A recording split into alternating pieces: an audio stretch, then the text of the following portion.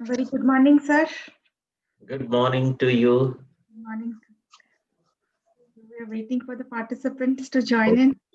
Okay.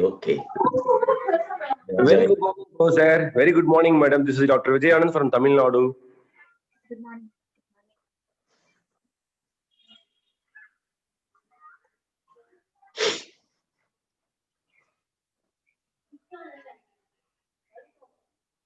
Very good morning, pro sir. Good morning to you. Thank you, pro sir. In Tamil Nadu, heavy rain, pro sir. Oh, it's pleasant here. Yes. Have a wonderful day, pro sir. Thank you, pro sir. Thank you.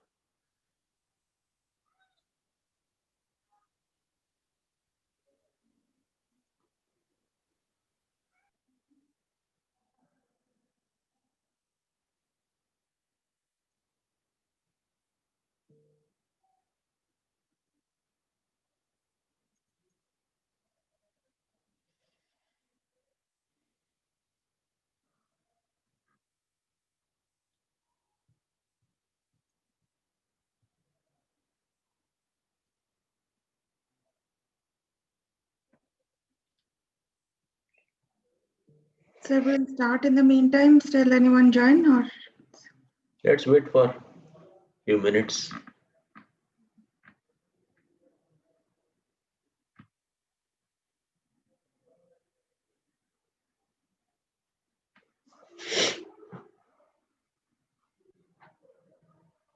Give 2-3 minutes bonus. Yes. I'm messaging them in the group.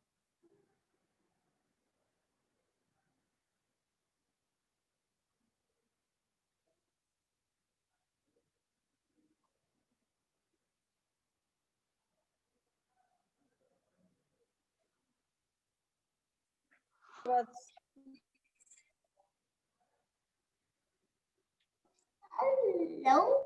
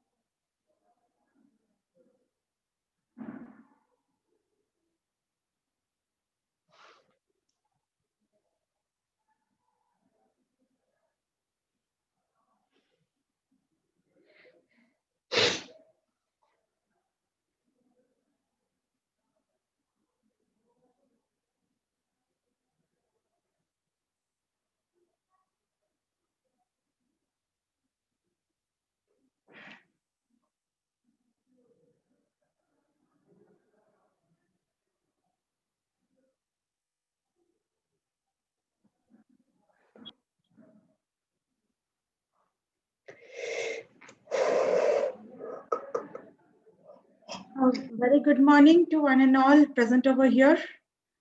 I welcome you all to the day 3 of session 1 of the 5-day long FDP program, which has been approved by ATL AICT Government of India.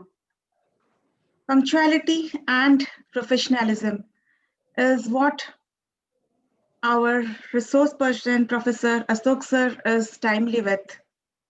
He has been one of the leading professors in the area of strategy management, and he works as a senior professor at KIT School of Management, KIT University. He has a blend of working experience, which is 20 years in industry and 20 years in academics. And for the last 15 years, he has been in full-time academic positions. He has also served as the Dean of the Faculty, KIT School of Management during 2010 to 16, and he teaches core courses in strategic management, business ethics and corporate social responsibility, and few special papers in pricing management. He has conducted several MDPs for working executives in the area of personal effectiveness, building, learning organization, strategy execution, time management, and quality and effectiveness through systems thinking. He has also developed an 8-week executive education program in general management for young working executives. He is in the panel of visiting faculty members at the Odisha Judicial Academy and trains the state judicial officers on management skills. Prior to his present engagement, he worked with Bharat Petroleum Corporation Limited, known as BPCL, for 20 years in varied responsibilities such as marketing operations, sales, supply network planning and development, business development in retail, industrial and consumer segment, LPG and lubricant, training and development business partner, human resource management, management control, reporting system, as well as ERP. He has published more than 30 papers and case studies in various reputed international journals, out of which 11 of them are in Scopus, Web of Science, and ABTC indexed list. He has guided 4 PhD scholars and has been guiding many more who are at various stages of their research work. And he is working also on the ICSSR Impress funded project with the title Impact of Dynamic Capability on Success of Entrepreneurs, a study of small and medium manufacturers in Odisha. So what I said earlier, time is one of the most important criteria, and Professor Ashok sir is a leading in our school in terms of time management. So belonging to the faculty fraternity, I request all our faculty members to at least take sense of this time and do join us. We'll start, sir. Thank you so much, sir, for accepting my invitation and being with us to share your views, to share your expertise on the current topic, which is leadership for academic alliances. Thank you once again, sir. Over to you, sir. Thank you very much, Sikta, for this wonderful introduction. Thank you, sir. Good morning, everybody. So the topic before us is leadership for academic excellence. You must have heard so many things about leadership, taking you through the current journey of leadership.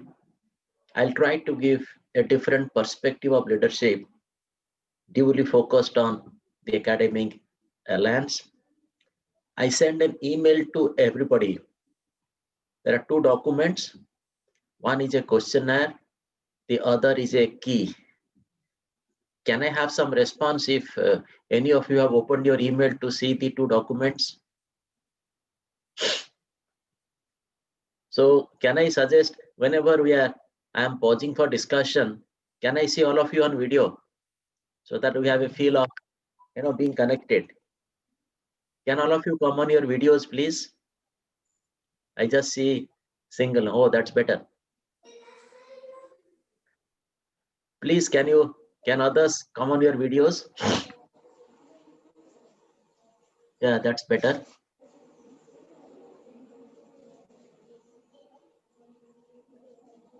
So please keep these two documents maybe on your desktop so that they are available for easy reference during our discussion. Let me see if there are some functional messages. Okay, many of you have said yes, that This is Dr. Vijayanand, sir. okay, column 2 is more than column 1.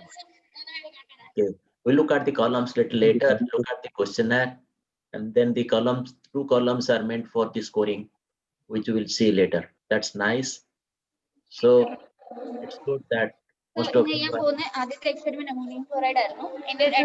all the participants to kindly mute them. Sanitization നമ്മൾ ചെയ്യുന്ന എന്തിനാന്ന് പറഞ്ഞാൽ നമ്മൾ ആ ബ്യൂററ്റിനകത്ത് sodium hydroxide Otherwise, I have to mute all, which I normal sodium don't want hydroxide to. അതില്ലേ അത് 0.1 normal ആണോ എന്ന് കൺഫേം ചെയ്യാൻ വേണ്ടിയാണ് ചെയ്യുന്നത്. Sir, I've muted all. You can unmute yourself. And the participants, yes, of course, you can raise your hand in case you want to. So sorry, I have to do it in order to take the flow of the discussion. So you can unmute yourself and.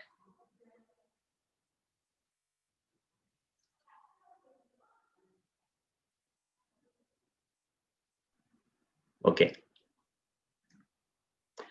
I'll share a small presentation, but I will take pauses in between so that we can discuss. Feel free to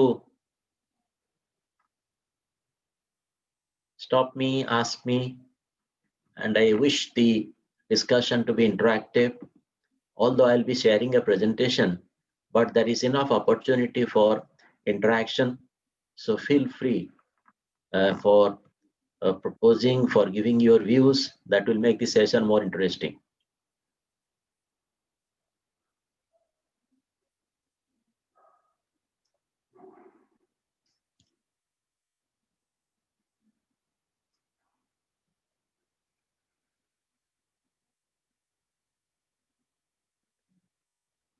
So this is the theme of the FDP, leadership then next, exerting influence without authority. This is so apt for faculty members. And the topic for this session is leadership for academic alliance. Now I have three key intended learning outcomes for this session. One, what is this leadership for academic alliance? Two, why there is a need for leadership for academic alliance? And three, how do we develop leadership for academic alliance? So three simple intended learning outcomes. Now let's come to what? Now this is the Malcolm Baldrig's education criteria for performance excellence framework with a systems perspective. When we say system perspective, we not only focus on the input and the output, but we also focus on the process. So this has equal focus on the input, output, and the processes. And the first and foremost aspect of this model is leadership. And normally, when we talk of leadership, we think of business leadership, we think of leadership at the national level or at the state level. But in the growing times, with increase in the dynamism and complexity of the education system, there is a continual focus on the significance of success of educational institutes and universities. And one key driver of the success has been leadership. So if you look at the 7 aspects, okay, starting with leadership, ending with results. So there is a link to and from leadership from most other aspects. And if you look at this metrics, and if you look at the other accreditations or the ratings, leadership has a significant component of weightage, and therefore there is a focus on leadership by all leading institutes in general and institutes of higher education in particular. Now let's come into what? What is this leadership for academic alliance? Picking up from the leadership theory, I wish to present a leadership code. What's a code? We are all aware about the software codes. So if you want to execute an applications or app, you want to execute a function, you write a code. Similarly, if we wish to execute leadership, we have to have a code. And this code has 5 set of scripts. The first script is shaping the future. Leadership is all concerned about managing change, and a leader is said to be focused on shaping the future with a clear set of vision, mission, values, goals, objectives, and initiatives. Having created a profile to shape the future, that remains on the drawing board. How that is taken up for action, that takes us to the second script, that is to make things happen. Here, from the laid down mission, vision, values, goals, objectives, we create plans. What is to be done, when we'll do it, what kind of resources will be required, what kind of control monitoring systems will be required. So that takes care of the second script of the leadership code. Then we come to the third script, engaging today's talent. So many of the top universities may be recruiting the top talent, but do these talents remain top talents over a period of time? That's the challenge for the leadership, which is captured in the third script, to be able to meaningfully engage today's talent. The next script about building the next generation. Your today's talent will become obsolete if you do not continually develop them. It is said, as per some established research, the basis of your talent and success would be obsolete to the extent of 50% in the next 3 to 5 years. And when you go to update in the next 3 to 5 years, the kind of knowledge which is available has just doubled. On one hand, your talent has become obsolete to the extent of 50%. On the other hand, the available knowledge to update has doubled. That's the challenge to build the next generation of talent. Then we come to the fifth script. Invest in yourself, you, me, he, she, as a leader. In the enthusiasm to shape the future, making things happen, engaging today's talent, and building the next generation, we should not forget about ourselves in investing in ourselves to continue to develop. So these are the 5 scripts which would reflect the work of the leadership for the academic alliance. Now, I would request all of you to come to the questionnaire and fill up the questionnaire. You have to select the choice. So let me pause for a few minutes, it will take about 4 to 6 minutes. There are 20 questions. Can all of you open the question and start filling it up, which will give us an idea as to where each one of us stand with reference to a standard profile of leadership.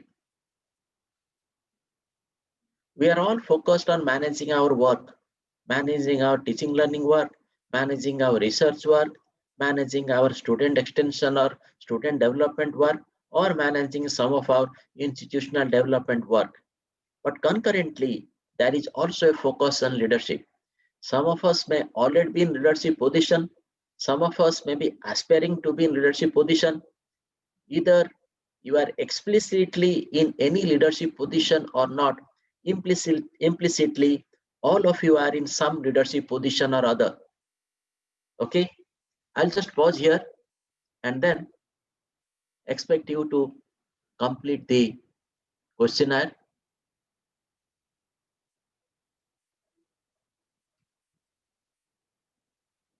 I hope all of you are completing it. Let me put it on the screen so that you have some reference.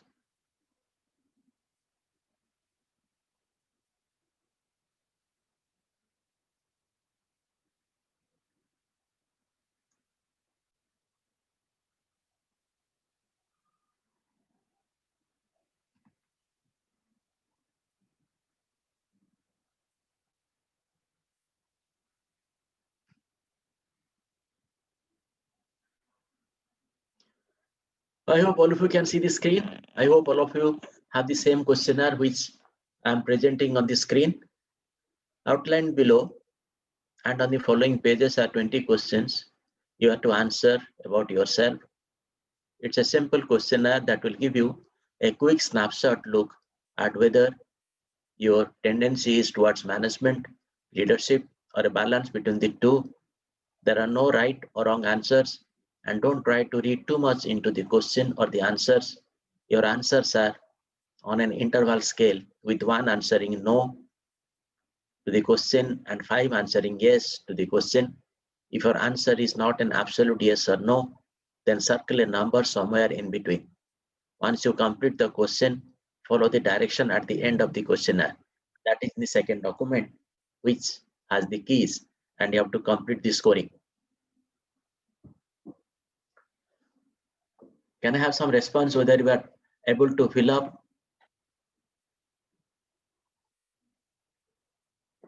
Yes, can I have some response whether you are able to complete the questionnaire? No response yet. I said, can I have some response if you are able to go through the questionnaire and fill it up, complete it?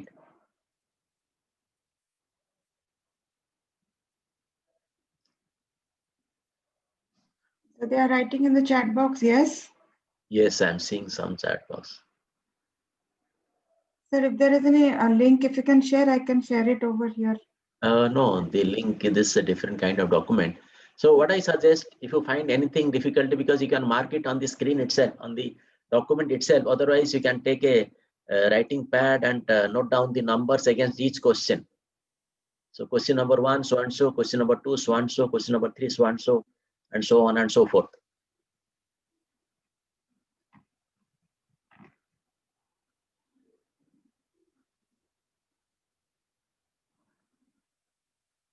Okay, I'm unable to see the chart on the shared screen. Let me see the chart. Okay. I'm sorry. It's not a linked for. Yeah, most of them are doing. I find yes, yes. Okay, I think they are doing it.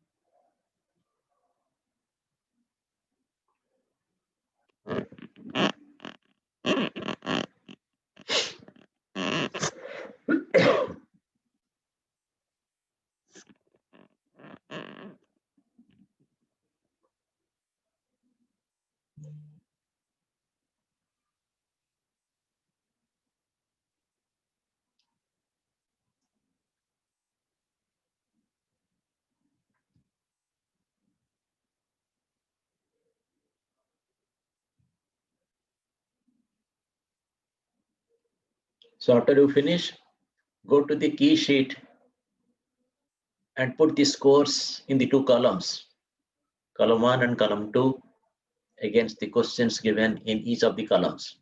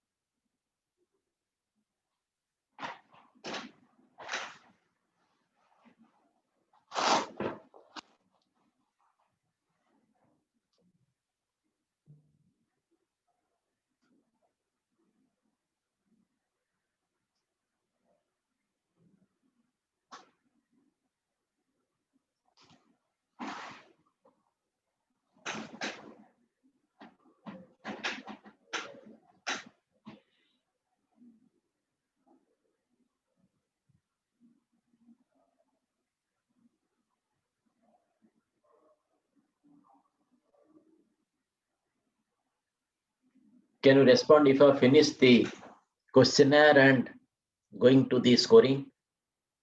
Please respond if you have finished the questionnaire and going to the scoring.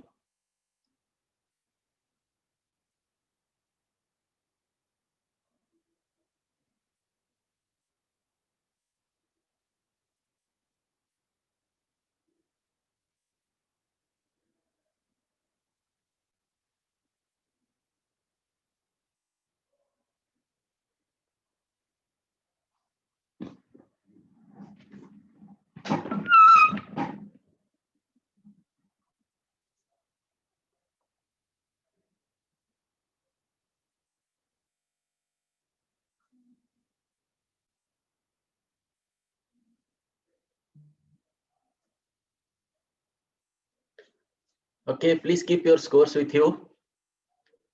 You need not share your score. This is for your own reflection. So once you total up the score in the key sheet, column 1 and column 2, you know where do you stand. If the score in the column 1 is higher, you are more onto managing your day-to-day work. And if your score in the column 2 is higher, you are more onto a leadership orientation. That's a fast cut understanding of your current reality with reference to the leadership orientation.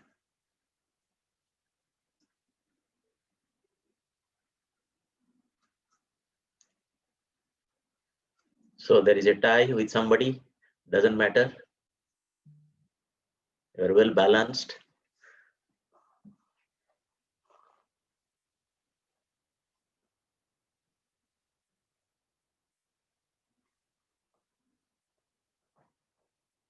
(44, 48).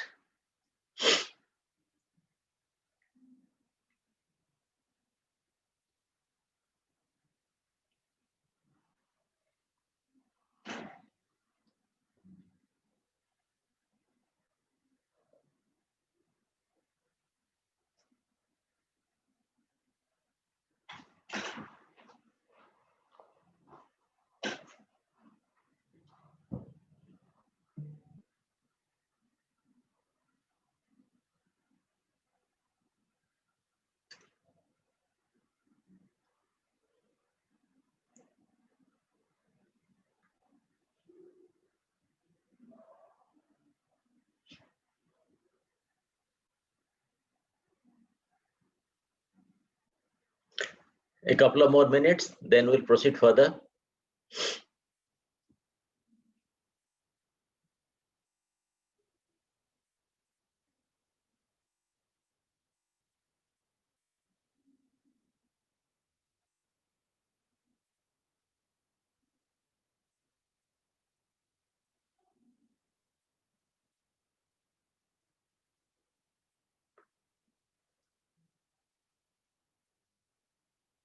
Somebody wants me to repeat something. What you are trying to, what you are expected to do is fill up the key sheet, column 1 and column 2. Column 1 represent your orientation toward managing your work. Column 2 represents your orientation toward leading. And if the two columns are same, then it's fairly balanced. So yes, your orientation towards leading is greater than your orientation towards managing, 3742. Similarly, 3943.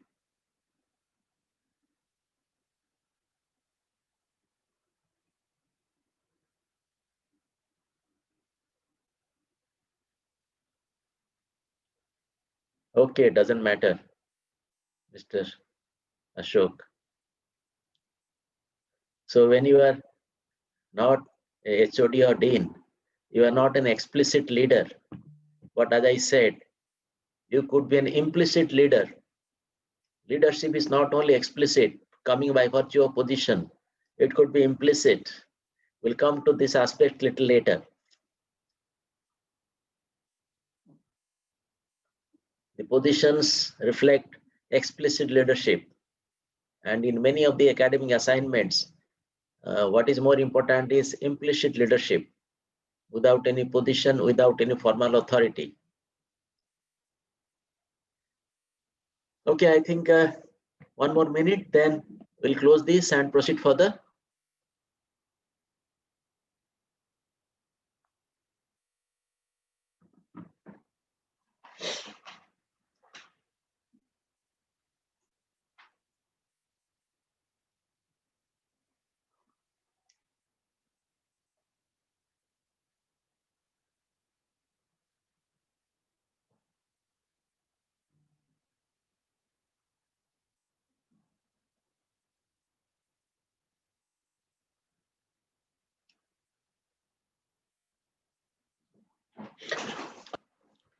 Okay, I think most of you have been able to complete. If anybody found any difficulty, please do let me know. We'll spend a couple of minutes on difficulty, if any, or you can put it on the message on the chat box. Anybody who faced any difficulty in completing the instrument? Okay, thank you.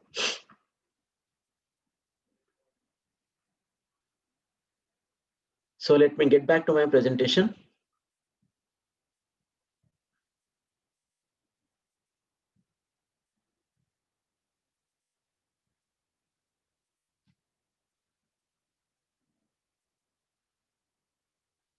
So what do you make out of this?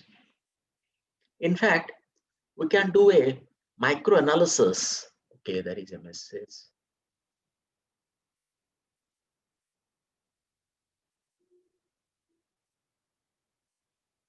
Large gap in 2 columns. So what does that mean? Okay, so it means that you look at which is higher. It means one orientation is very high. The gap could be either a high score on leadership or a high score in the management. So that a reflection of your own orientation. How are you oriented? Okay, there is no ideal profile. Okay, so please don't look for any ideal profile.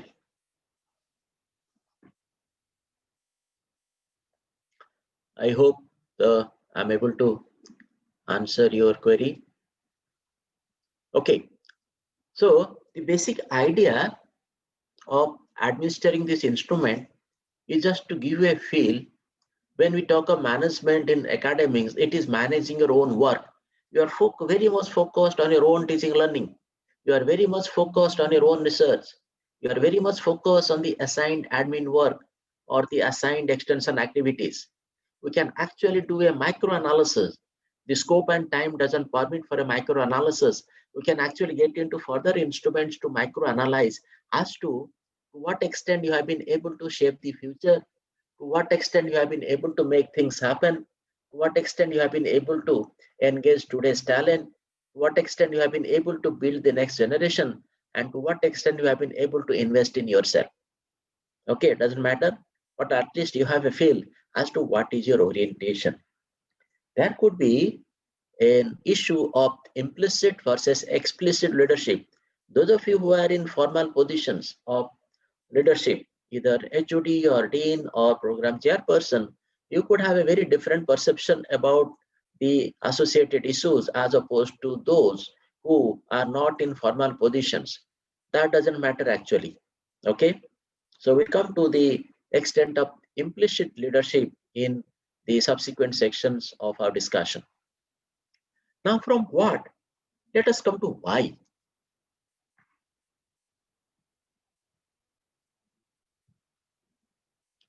Traditionally, academic work has been very solo driven, individuals driven.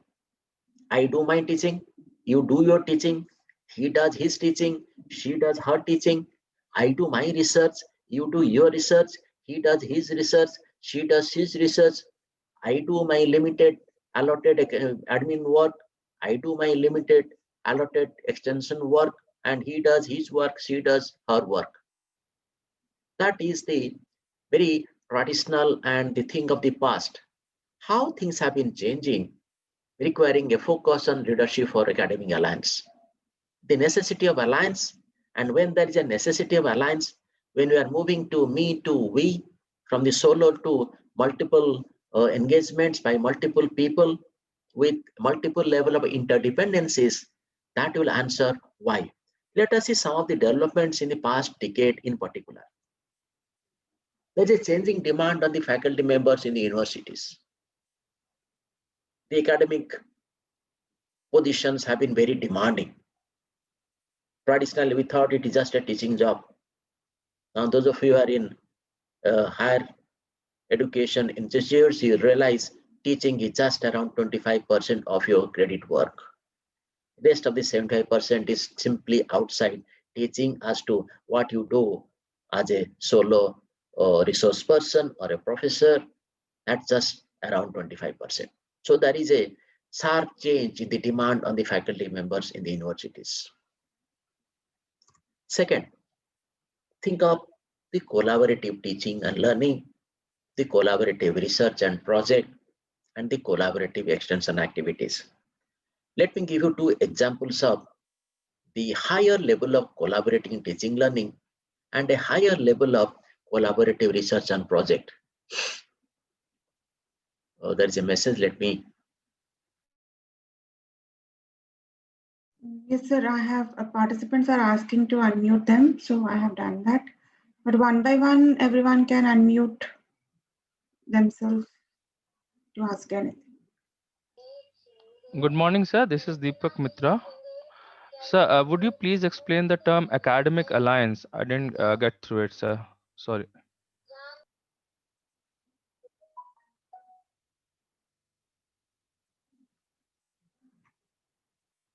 Sir, please unmute yourself. Sorry. Good morning, sir. This is Deepak Mitra from Bihar, sir. Could you please explain the term academic alliance, sir? Sir, please unmute first of all. Sir, you can unmute.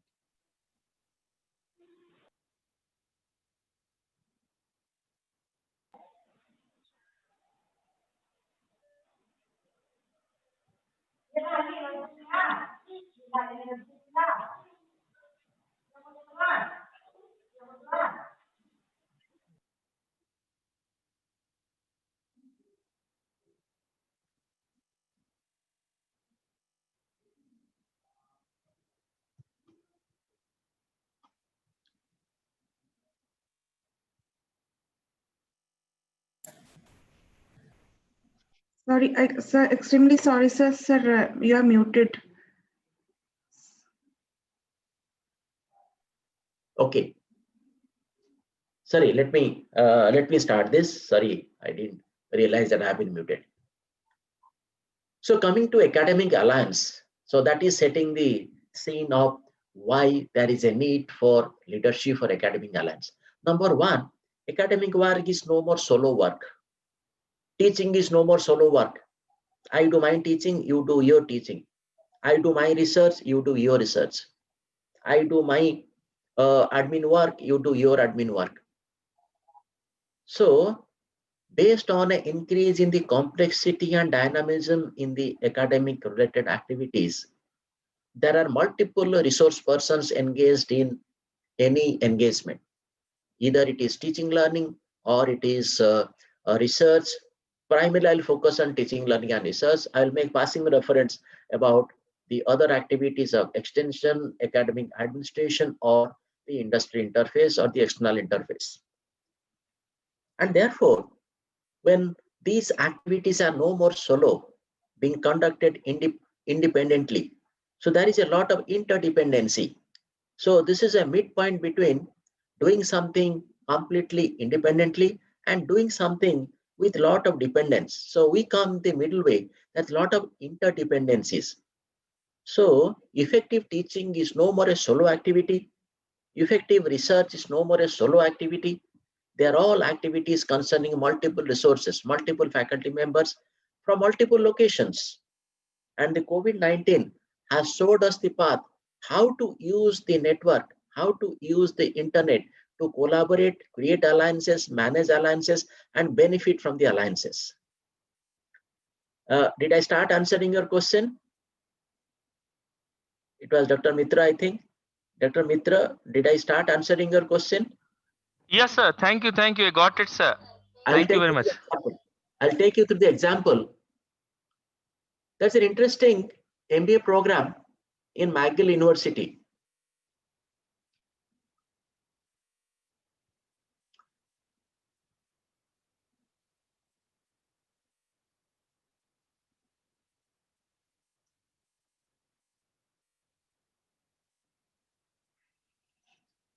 One moment, I'll share the.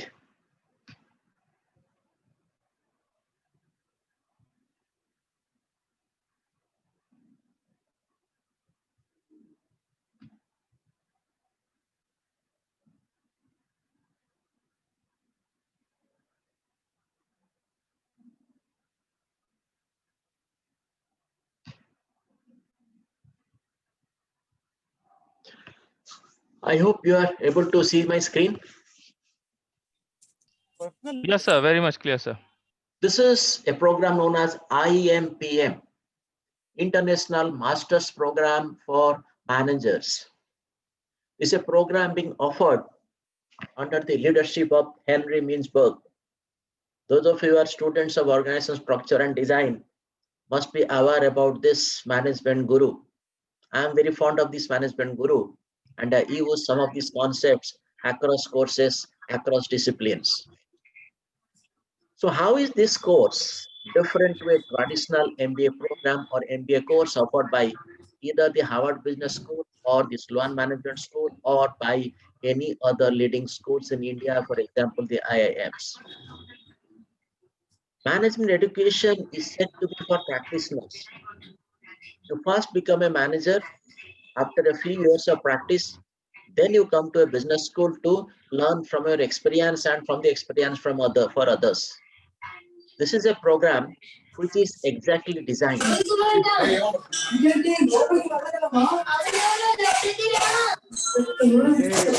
And participant, so look at the kindly kind of mute them collaboration which is happening. if This is the program. anyone have, just please mute yourself. One by one you can rage, but this is entirely disturbing the flow of the presentation. Look at the 5 mindsets which they are trying to articulate. Managing self, the reflective mindset. Managing organizations, the analytic mindset. Managing relationships, the collaborative mindset. Managing change, the action mindset. Managing context, the worldly mindset. And look at the partner schools.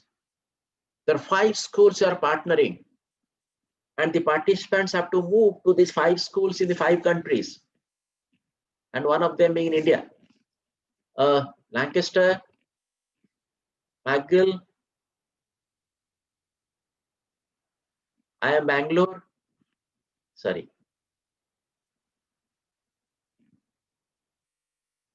Yokohama. Now look how the teaching learning space is changing, requiring collaboration, and this collaboration established through alliances. So McGill has created alliances through these 4 universities, and the students go through all the 5 universities to complete their program, and they have an option either to opt out or continue to get a degree. Even they can walk away from the program without a degree just by virtue of their experience. So this is a small reflection. There are many such examples. This is the best example I came across, so I thought I would share with you. Now, if you have to be a part of such an initiative or some kind of collaboration you are thinking about between several universities to run a very unique program. I am from the discipline of management, so I can only give examples of the discipline of management. You can think of examples from your own discipline. Every discipline can have opportunity for collaborative program, which would require creating alliances. And to be able to manage alliances, you need leadership skills, which will come a little later. Now, from collaborating for teaching, learning, and academy education degree, we come to collaborating for research. I'll run a small video. Just watch this video.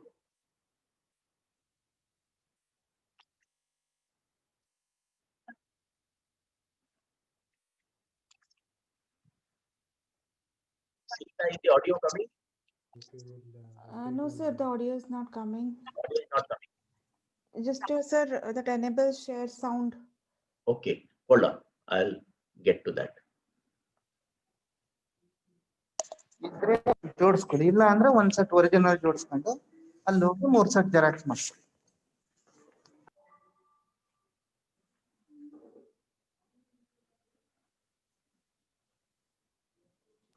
ಇಲ್ಲ JNNC MBA ಇಲ್ಲಿ student ಅಂತ ಐತಲ್ಲ ಅಲ್ಲೇ entry ಮಾಡಿ.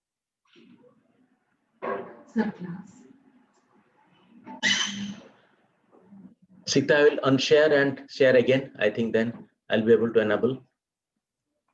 Yes, sir. Hold on. That used to get shared, but yeah, okay. Computer sound.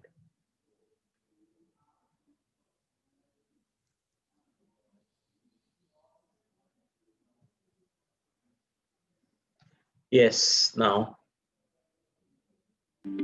Extreme poverty, environmental degradation, infectious diseases, inadequate sanitation, lack of secure food systems, lack of access to proper education, war and refugee crises. These are global challenges that are destroying lives across the world today and threatening future generations. Research, innovation and new technologies are crucial in helping to find sustainable long-term solutions. The Global Challenges Research Fund, a key component in the delivery of the UK aid strategy, is a 5-year £1.5 billion initiative set up by the UK government to support world-class research and innovation to tackle global challenges. The GCRF is addressing the UN Sustainable Development Goals, which seek to transform the world we live in so that no one gets left behind. We support collaborative projects that bring together partners in the UK with those in developing nations in order to make sure that we tackle development challenges effectively. The projects we fund combine knowledge from environmental research, engineering, medicine, the arts, humanities, economics, and the social and natural sciences. So far, we're working with over 2,500 researchers, including 1,000 researchers from low and middle-income countries. And GCRF researchers are working closely with local community groups, governments, industry, non-governmental organisations and charities in these regions, so we can be certain our interventions have a genuine impact on real-life problems. Collaborating with local partners and strategically working alongside leading international development organisations, we deliver projects that solve issues impacting real lives. For example, our projects are working to improve postnatal care for mothers and newborns, tackle the burdens of blindness, shed light on urban inequality, promote climate-smart policies, prevent gender-based violence, better responses to humanitarian crises and epidemics, provide innovative satellite technology and services to tackle flooding and drought. To date, GCRF-funded research is working to improve life in more than 100 countries. The benefits of the research also improve the lives of people in the UK through transferable technologies and policies, stronger global economic growth, and better global security, strengthening national security at home. GCRF, research tackling global challenges to improve lives.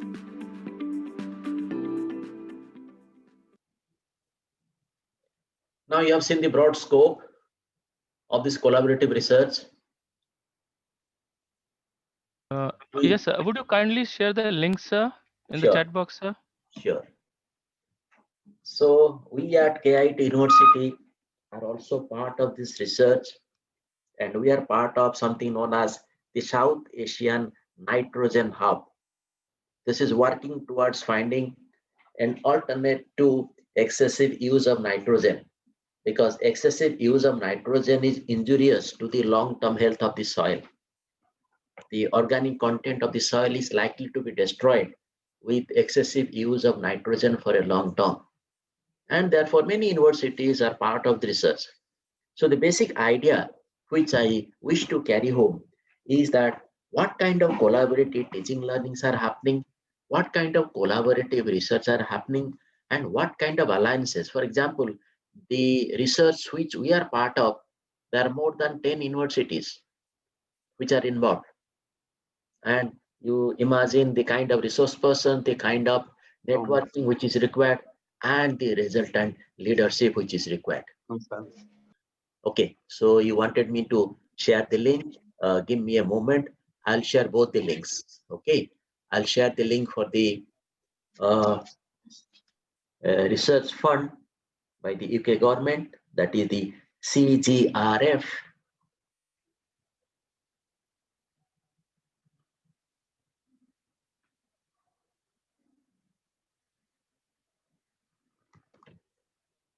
And I'll also share the link about the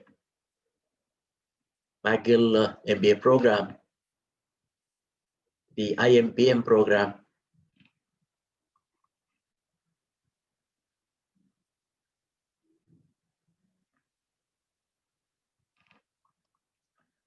I hope you got both the links.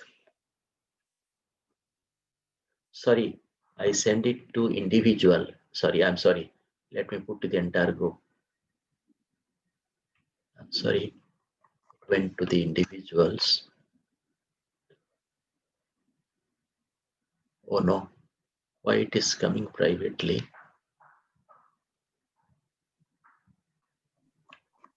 Yeah, now it should be for everyone.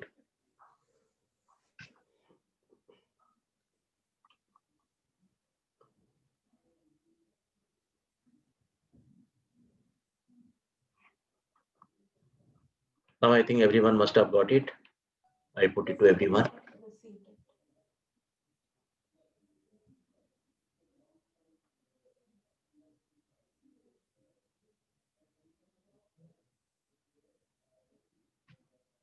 The link has been received. You haven't received? Yes, it has been received. Okay. So why there is a need of, why the academic alliance has emerged? It's not a question of need. So the academic alliance had emerged because of the collaborative nature of work. So our work as teachers, as researchers, as faculty members, as academicians is no more solo. It is very much collaborative in the two key areas, in the areas of teaching learning and in the areas of research and project. The same is also applicable in the areas of extension. For example, we run two extensive extension programs for students, that is the NSS and Rotract. We have a very active Rotract team and a very active NSS team. Our Rotract members, they collaborate all across the city, all across the state and certain other states and other institutes for engagement in the social activities. Similarly, our NSS group, they're also very active in collaborating with other entities. So not only collaborative teaching learning and collaborative research and projects, but also what has emerged is collaborative extension activities, where we need to create alliances with other universities, other entities, not only in our state and our country, but also globally. The third one is outcome-based performance management. Today, if you want to be successful, you cannot remain in your silo, be a solo operator and be successful. If you look at the PBAS, which most of you must be familiar, which is our performance management system, and many of the institutes are actually modifying the performance management system to include more of the collaborative research work. Although not much is getting into the collaborative teaching work, but much has actually come into the collaborative research work. For example, if you search the top journals and the top publications in your area, you will find more than 80% of the top publications in the top peer-reviewed journals are based on collaborative research and are associated with multiple resource persons, multiple researchers from across the globe. That's a reflection as to how collaboration is shaping up and how alliances are getting formed. And that's why there is a need for leadership for managing the academic alliance.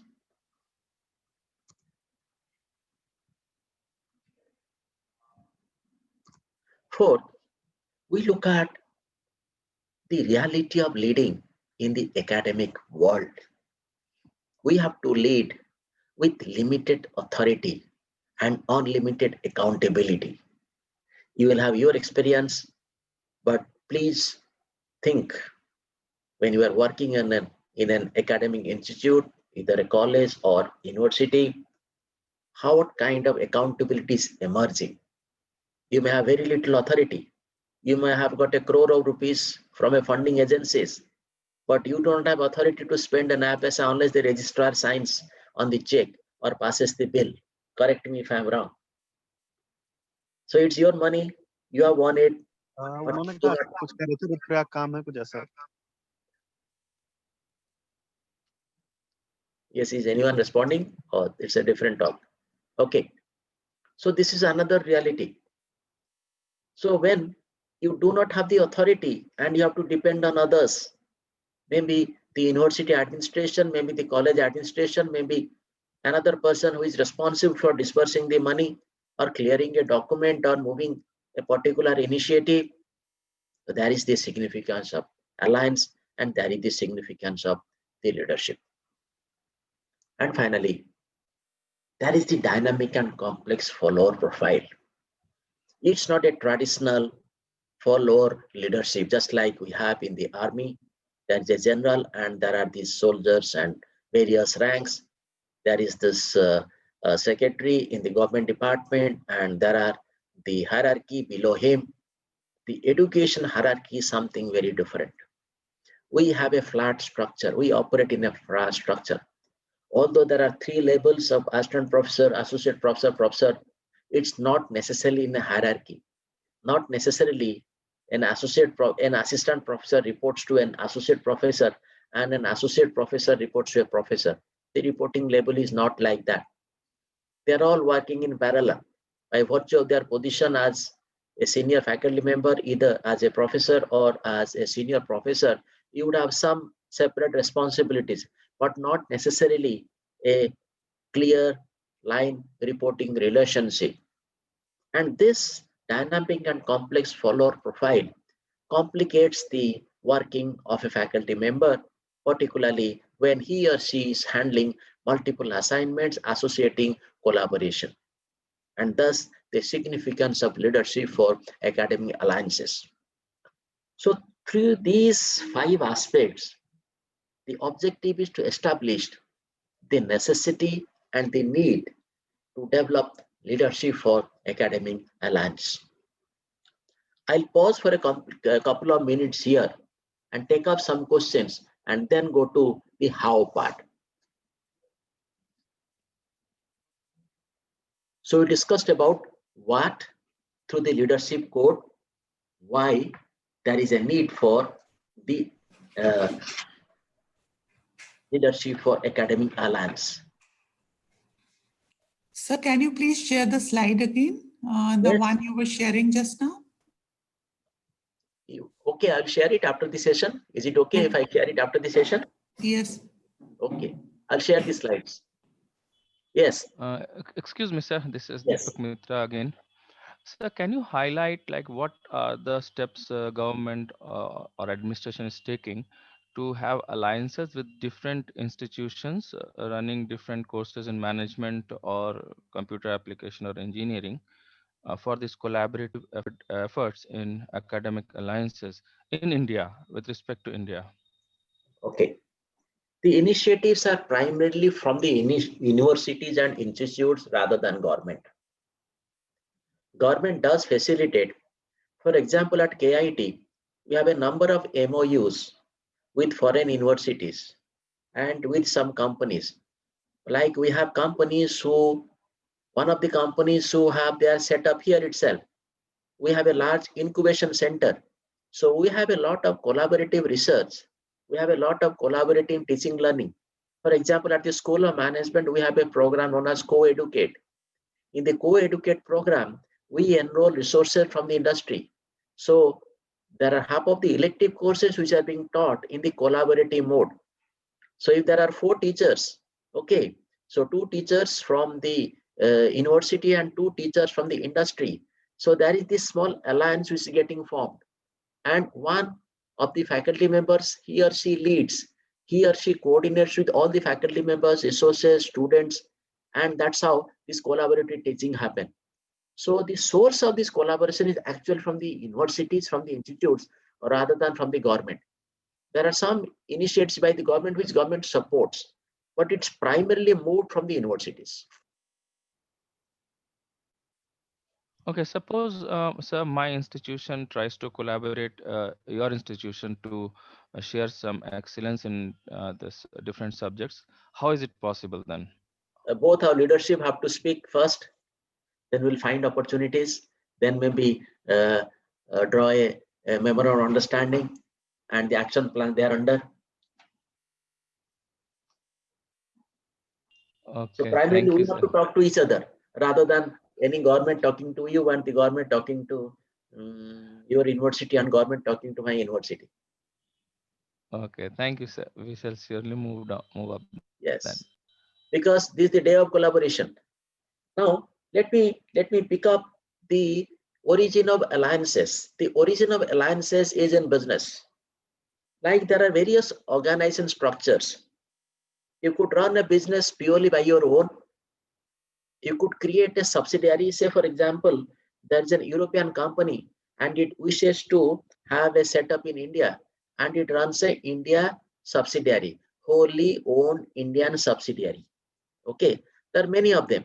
You talk of Microsoft, you talk of now Tesla. Tesla is the latest, which have just opened an Indian subsidiary to run Tesla's automobile business. So one is you run your business through your original company with a department here. The second is to open a wholly owned subsidiary. Third is to have a strategic alliance. Why strategic alliance? You know, there are some market knowledge which is housed in the local resources in that country. So you want to combine the resources, the knowledge resources or the financial resources. For example, there is cheap fund in Europe and America. There is inexpensive manpower in India. So when you align, we get money from US and Europe, which is very inexpensive. Cost of capital is nearly half as compared to the cost of capital in India. And we use the inexpensive talent in India and we collaborate. So there is this combination of resources from two entities and put together to create something new, something great. So this is the basic origin of alliances where two entities come together to pool their resources into a single entity to be able to perform something which individually they are unable to perform and achieve. And it will happen more in day to come in academics. I just gave you a snapshot, two examples. And in days to come, in years to come, you will find these activities getting to be done in a much larger scale. Yes, any other question before I proceed to the next part? Okay, let's come to the third part, that is how. What and why are easily said, but the main thing is how do you actually do it? Yes, I know what is it and I know why it is required, but how do I go about in doing it?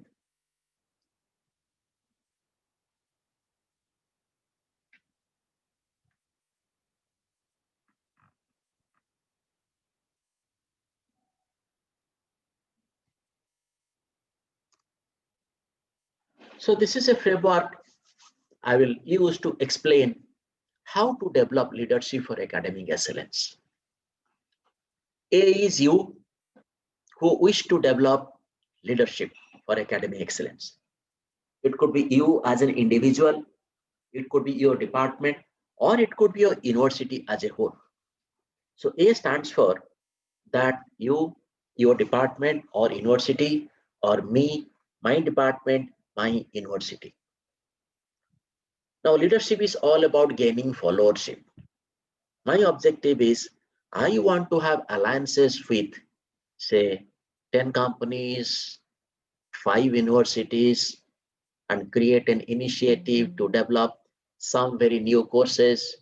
For example, when you are launching new courses in business analytics, we are trying to look for a lot of collaboration from not only other universities, which we are trying with Virginia Tech in the US, but also several companies who are forerunners in this area.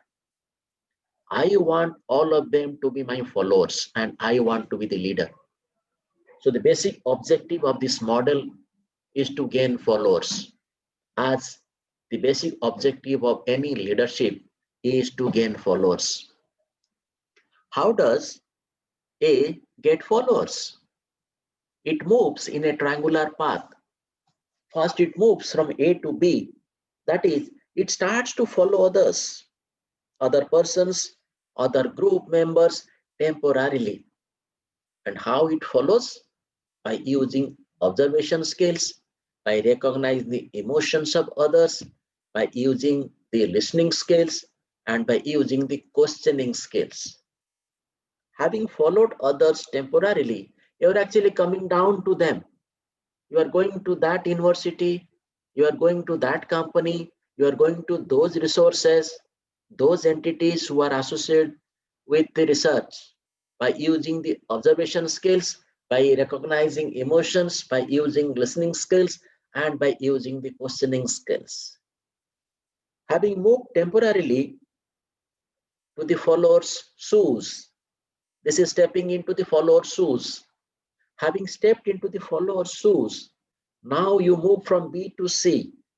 That is, position yourself to other persons or group, or align yourself based on your observation and listening skills. Just proving is not good enough. You not only move to their shoes, you start to work with them, the way they are working, the way they are moving, the way they are stimulating, the way they are simulating. And finally, then you move from C to A, inviting the other person or group to follow you. And finally, you have followers. So this is the model which I'll very briefly explain with certain examples. We'll first come to how to move from A to B. How to move temporarily to the followers' shoes. So we'll use observation skills, recognize emotions, use listening skills, and use questioning skills. First, we'll use the observation skills. I will use a tool propounded by Yazris, the ladder of inference. So I'll use the ladder of inference to illustrate the observation skills. So you will find the image of a mind, and there is a ladder, and there is a method how we pick up data, how we observe data, how we interpret data, and how we decide from the observed and interpreted data.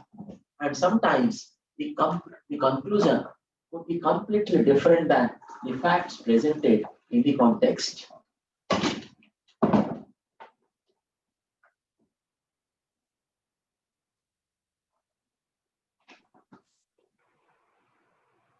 We start with the observable data and experiences.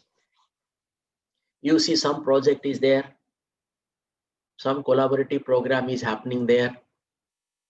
So that is the basic observable data and experiences. This is happening outside the mind. Mind you, look at the ladder. This is not within the mind. Based on the data observed, we select data from whatever we observe. We don't pick up everything. Our mind has limited capability, we have limited time, we have limited resources, and there is a cognitive limitation. So we are unable to collect the entire data and the observations. We select data from what we observe. Then we get into the mind slowly. We add meaning, cultural and personal. Oh, this university, Indian university, Odisha, oh, this cannot be good. Oh, that is Ahmedabad, IIM. That is Europe, this is US. That must be good. We add meanings, both cultural and personal. We make assumptions based on meanings. This is Europe, McGill, Sloan, this must be good. So and so is there. He cannot be wrong. Henry Mintzberg is there. So it must be the best. No need to further examine. So not only I add meanings, after adding meanings, I make assumptions. Then I draw conclusion. This is the place we should go. This is the place we should never go. Then I adopt beliefs about the world. Everything is so great from I am Ahmedabad. Nothing is really great from a downtown like Bhubaneswar, something like that. And having adopted the beliefs, I take actions based on my beliefs. So what is going wrong here? The action I take could be completely misaligned. And if I take such actions, I can never get into the shoes of the follower. And I will fail to follow and then fail to seek follow from my followers. And therefore, we need to become more aware of our thinking and reasoning through reflection. So this is known as the reflexive loop. Our beliefs affect what data we select next time. Sorry, not date. What data we select next time. So by experiencing, by practicing advocacy and inquiry, we can actually improve, and which will improve our observation skills and which will help us to get into the shoes of the follower temporarily, easily. So we need to become more aware of our thinking and reasoning through reflection. Reflection is just like we see our mirror. Maybe first time when you look at the mirror, you don't look yourself properly. If you maybe look little deeper, then you know, oh yes, this shirt doesn't match with this pant. This coat doesn't match with this pant. This shoes, this pair of shoes do not match with the day, something like that. So you need to reflect. And that is through advocacy. That is making your thinking and reasoning more visible to others. So they know you are more reasonable, you are more genuine, you are more serious. And inquiring into others' thinking and reasoning. So balancing inquiry and advocacy. That's how we improve our observation skills. Anybody wish to pose a question here? Some of you may be familiar with this tool. It may be a little repetition for you, but I'm using in a different context. If you have a question, feel free to ask on the ladder of inference. Okay, we come to the next. Recognize emotions. Having observed and not getting into the biases of adding meaning, putting assumptions, developing belief, you have been able to balance inquiry and advocacy to a large extent. Then you need to recognize emotions. There are various tools, and I chose a very simple tool to understand 4 positive emotions and 4 negative emotions. I'll give you a snapshot as to what are these. We need to recognize the positive emotions in the followers and also the negative emotions in the followers. Otherwise, we cannot step into their shoes. A, confident. Are they confident? B, are they enthusiastic? Are they interested in some collaboration?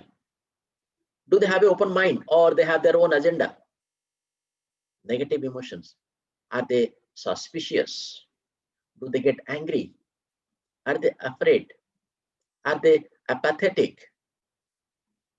Let me share some of the details against these emotions, both positive emotions and negative emotions.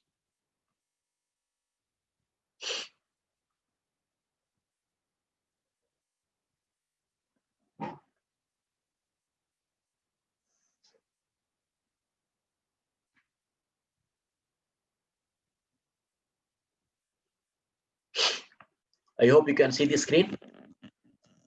So I have 3 columns: emotions, what's used, what's are expressed.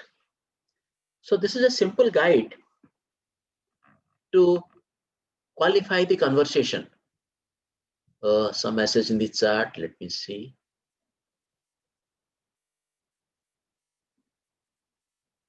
Okay, I think just nothing objective, just yes, okay. Confident, let's do it. Very strong voice. Absolutely. Form, upright posture. I'm certain. Good eye contact. There's no question in my mind. High energy. Yes, I'm sure. Excellent self-control. I agree. Let's get started. Assertive. Count on my support. Strong presence. You can be on it. Self-assured. Let's go. Committed. So these are some of the desired words when used reflect confidence. Open-mindedness. Sure, I'll listen. No promises though. Calm, laid-back approach. Maybe it will work. Posture is relaxed. No problem. Good eye contact. Come on, buy and we'll talk. Non-committal. No big deal. Moderate voice tone. I'm open to any ideas you have. Take your time and get back to me when you can. Polite and unhurried. So the understanding of others' emotions is based on how we converse. Now look at one negative emotion. Pathetic. I'm not interested. Poor or no eye contact. It makes no difference. It's a waste of time. I'm not involved. Who cares? It won't work. Why bother? It's not important. Enthusiastic, interested. Maybe I'll share some of them with you. So what we are trying to find out? By recognizing emotions, we are trying to get closer to the followers temporarily, so that not only we have a good observation about them, but also we are able to resonate with them. We are able to align with their mind, with their emotions.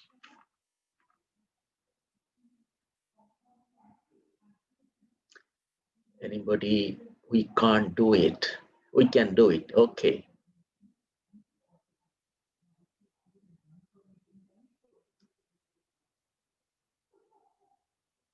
Let me continue with my presentation.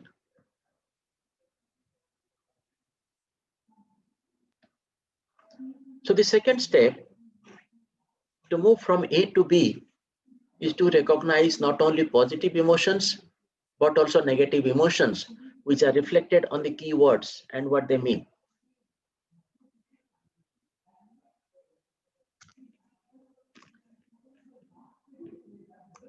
Then we come to using listening skills. You know, God has given us 2 ears, but 1 mouth. But sometimes we forget. We think as if we have 2 mouths and 1 ear. Listening skill is a very powerful tool in following temporarily our followers. How do we use listening skills? So let me reflect some listening acknowledgements along with certain barriers. Common listening barriers. What are some of the listening acknowledgements? Give your full attention. Body language,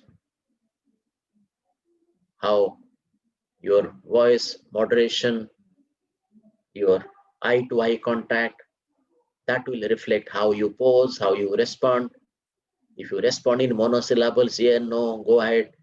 So monosyllables do not reflect full attention, as opposed to moderated syllables would reflect better attention.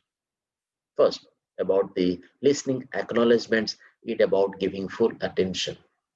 Second, clarify what is being said. Maybe you repeat, did you say this? Did it mean this? And confirm back to the other person you fully understand. And be respectful. For example, when you are getting into alliance or collaboration with somebody from another culture, from another language. Maybe the way we speak English is different to the way they speak English. The way we conduct ourselves in a conversation, in a meeting is very different to the way they conduct. So be respectful. So, but there are three key barriers to the listening skills. Evaluating a person. Here you need not evaluate good, bad, ugly, great. No need to evaluate. You are just trying to get into the shoes, mind you. Your basic objective is just trying to get into the shoes of the follower and follow them temporarily. No decision is being taken at this stage. Don't sidestep. Don't be over enthusiastic. Evaluating the person. Do not present too much information and do not interrupt. Let him say, try to find a pause. If you wish to interrupt, unnecessary interruption could create barriers to listening. So the third step in getting into the shoes of the follower is using the listening skills by leveraging on some of the listening acknowledgements and by avoiding some of the common listening barriers.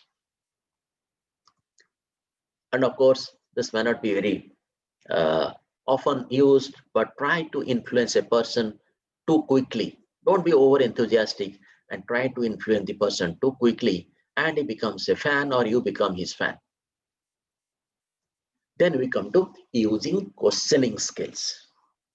We in the management schools, when try to promote the analytical thinking in the students, we train them as to how to ask questions. Because an answer may be stupid, but no question is stupid. And this is very critical in trying to follow the followers temporarily or trying to get into their shoes. How can we use the questioning skills?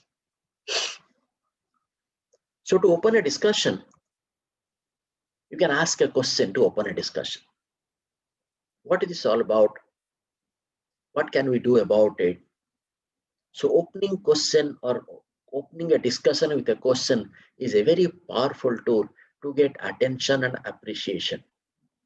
Because if you wish to get attention and appreciation, the opening question may be very powerful. Second, to keep interest and develop rapport, maybe a follow-up question, maybe a supportive question that will help to keep interest and develop rapport. Then to get involved from the employee or from the follower. Here I have given a generic term of employee. It could be anybody who is part of the collaboration, who you wish to follow you at the end. To develop some creative thinking. Now there is a difference between analytical thinking and creative thinking. Analytical thinking is based on the existing data, existing method, existing procedures, systems, structures. But creative thinking is completely out of the box. There may not be sufficient data. You want to run a new course. For example, there are a lot of innovations in online teaching learning. There are a lot of innovations in how to run a work from home project. So no amount of existing data, no amount of existing system procedures will actually help you to get along in creating something like that. So to be able to develop some creative thinking in the process of questioning. To determine the understanding and acceptance of what is being said. Here again, the questioning skills become very handy.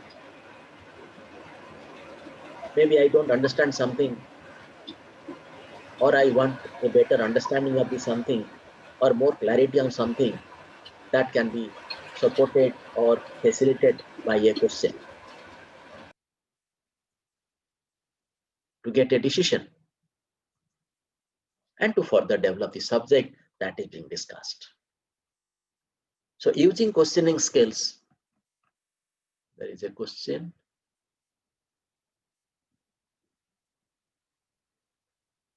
Is there a question? Sita, is there a question? If there, please let me know. Okay. And to gather further information. So using questioning skills, help you to further develop rapport and create the attention and the support which will enable you to follow the follower temporarily. So we talked about the 4 skills: the observation skills, recognizing the emotions, the listening skills, and using the questioning skills. Now we have to move from B to C. So what is B to C? To be able to position yourself to the other person or group. So just stepping into the shoes is the first step. Now they need to position yourself to the other person or group so that you start to know each other better. You start to create deeper rapport with a view to go to the next step. So here we use the observation and listening skills predominantly. So based on the, if you observe certain things and in the process of listening, you realize that this is the predominant trait, this is the predominant aspect which the other person is getting aligned to. Maybe, it is only one aspect of research. He's only talking about the context. Maybe methodology is not his cup of tea. He is very contextual. He can create a context, he can create a conceptual framework, and then you could actually develop the methodology, you could actually develop the data source, data points, and you could do a great work. So this step is very critical because having stepped into the source, now you are completely aligned in terms of the basic parameters, understanding each other's emotions, the do's and don'ts through questioning and listening, and from that we will filter with a view to position. Positioning means you are trying to make your presence felt within the group. You are along with the followers, but being a part of the followers, you are trying to make a mark based on what you have learned from your observation skills and the listening skills. Now here again we use some of these emotions with a view to position. Let me show you a few illustrations. How do you see some of these emotions, what to do, and how do we reflect through some sample words?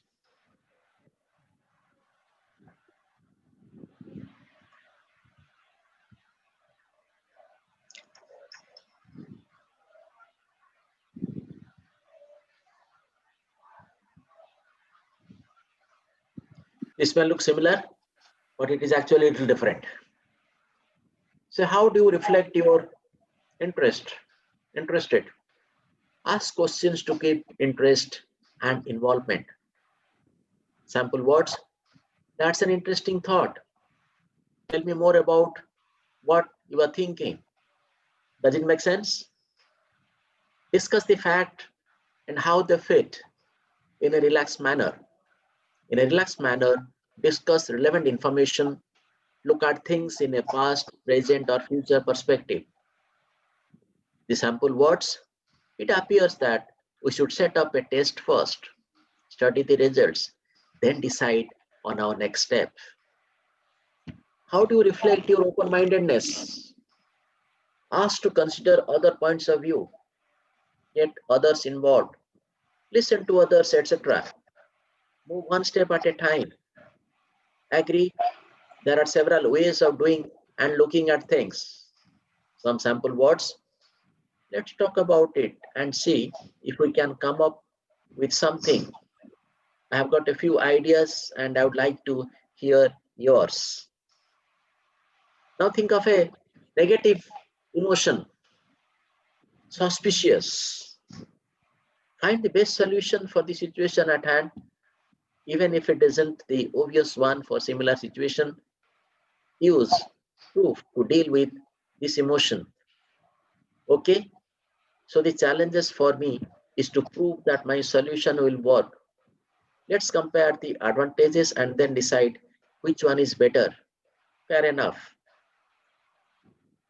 So the positionings again through these emotion statements.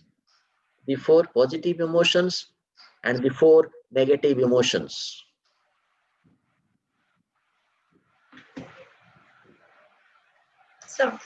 So now we will take it up for a few questions. Yeah, 1 minute. Sunil, I'll just finish.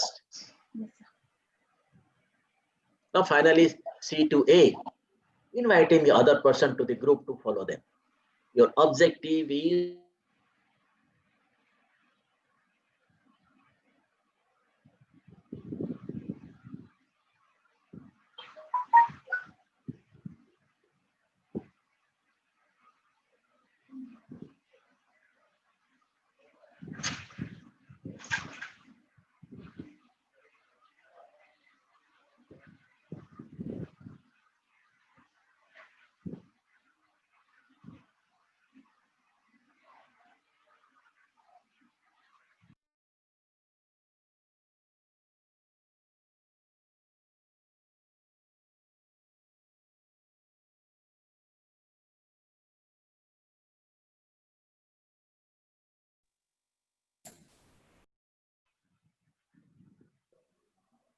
sorry, there was a network issues. It got okay.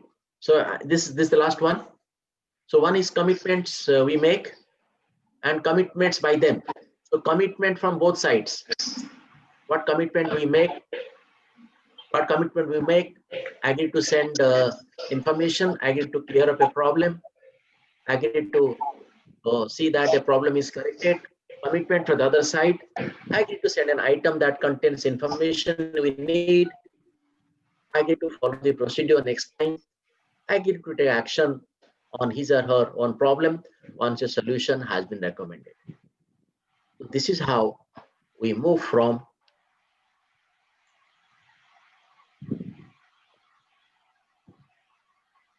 one moment. I'll just get you back to that screen.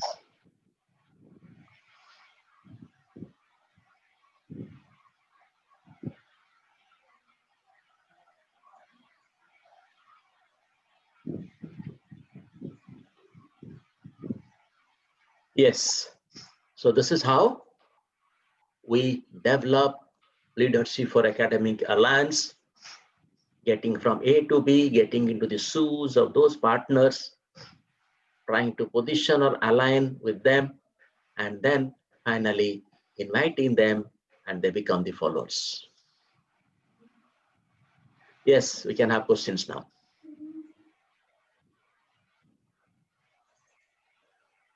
Yes, Sikta, we can open up for questions now. So I request participants to come up with their questions.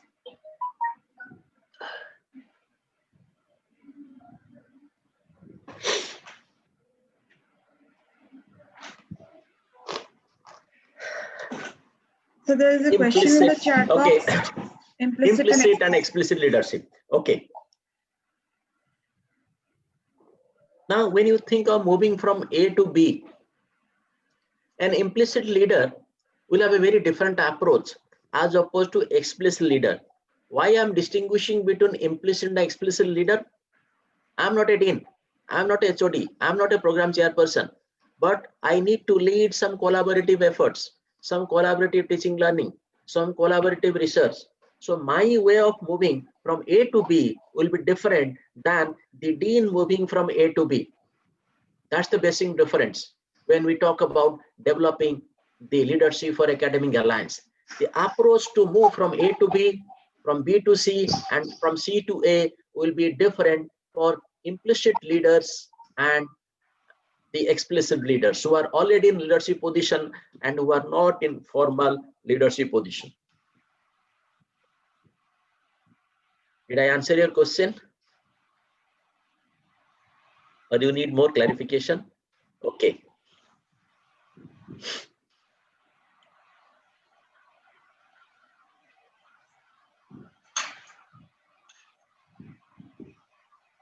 So do we have any more questions?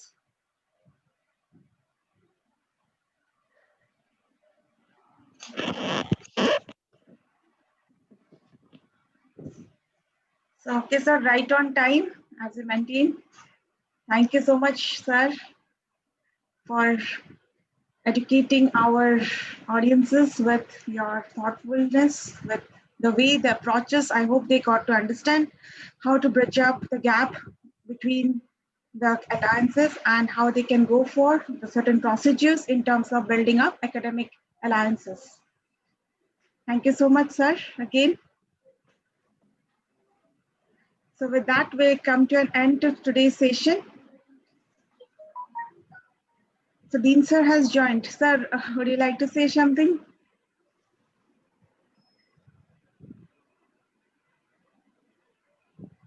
Sir, please unmute yourself. My apologies, I could not listen to this particular thing because I was with that topic registration seminar. So my apologies, sir. I think I missed out something very interesting. My loss is the gain of all the participants here. Thank you, sir. So thank you so much. We'll be meeting, we are having the next session right at 12 o'clock, but I would request all of you to join 10 minutes before. So we have with us Professor Sunil Sarangi from XLRI Jamshedpur. So he will be taking us through in terms of leadership exerting influence and thereof. So join at right 11:50. Thank you. Have a great day.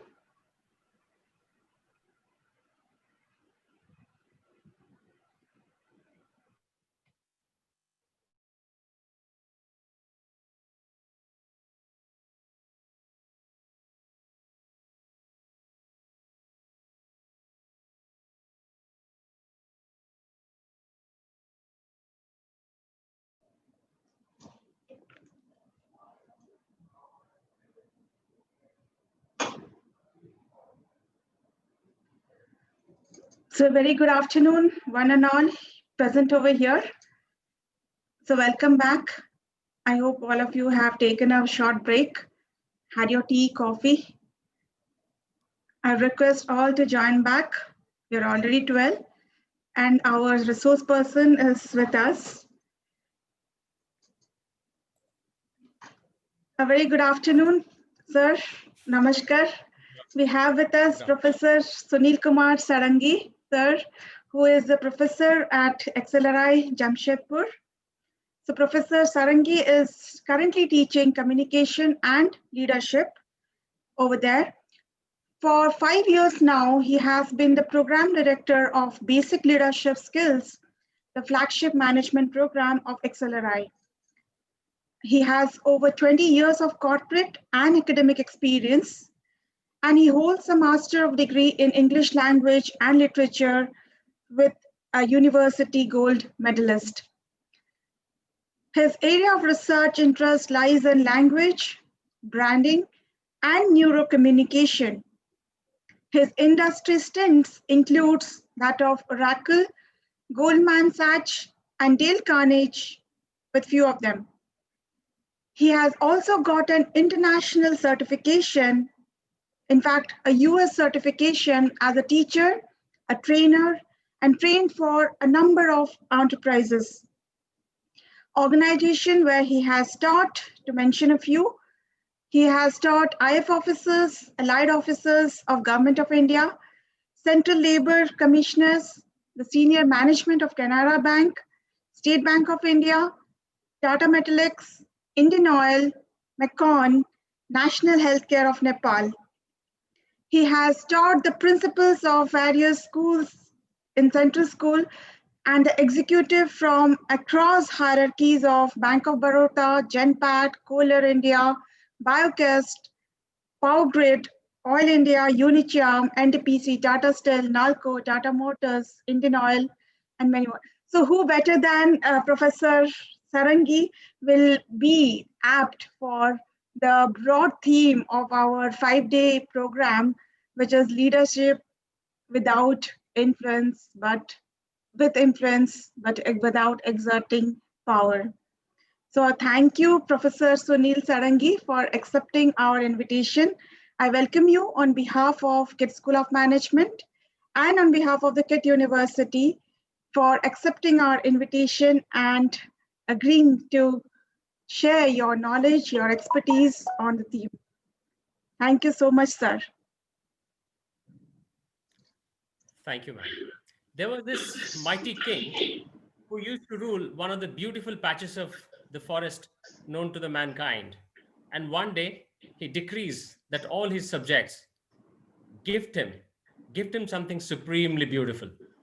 And he gets a lot of gifts from a lot of people, the animal subjects. And there was this little squirrel who, out of absolute fear, trepidation, goes to this mighty lion and tells, Your Majesty, I am without anything, but I have something to give you that nobody can give you. Only if you believe in the fact that that's unique. And the lion tells him, Okay, I agree. I would accept your gift. Tell me, what do I need to do? And the squirrel tells the mighty king to go along with him over the cliff on the ridges of the kingdom of this beautiful lion. And what this lion sees is over the cliff is a beautiful, vast land, plain land, looks absolutely orderly and beautiful. He is absolutely stunned, and he looks back at this little squirrel and tells the squirrel, What land is this? I have never known this land. And the squirrel tells the mighty king, Your Majesty, this is exactly what I want to see. And this land can be your land only if you understand the rules, the order, and the laws that govern the people inhabiting in that land. And they are men, they are humankind. And if you want to know more about them, I can be your great bridge. And that bridge can tell you how you can become even mightier and create a more powerful kingdom in your own state. And the king immediately feels absolutely elated to the extent tells this little squirrel that you are as mighty as I am because you are going to really, really put purpose into my kingship. Good morning, friends. I thank Dr. Shikta Singh for this wonderful, wonderful opportunity that she's given me to be talking to you, to be interacting with you. I also extend my gratitude to the Honorable Director, Dr. Mahapatra, Saroj Mahapatra, the Honorable Dean, Dr. S.N. Mishra, and last but definitely not least, the legendary founder, Shri Achyut Samant. This is a beautiful place that you are all part of, and I'm extremely privileged to be talking to you today about a topic which, as Dr. Singh has rightly said, very close to my heart. And in the process, I would definitely share my own understanding, my own research, and the things that I have been teaching to these executives. And also, I would be taking a lot of your questions. So what I would do is probably I would have 35 minutes to 40 minutes time of conversation. I would share in a monologue. Then after that, I would really request all of you to ask me, to shoot questions, and probably to an extent have a meaningful conversation. And I'm sure we definitely have something to take away on this topic. Thank you. I would start sharing.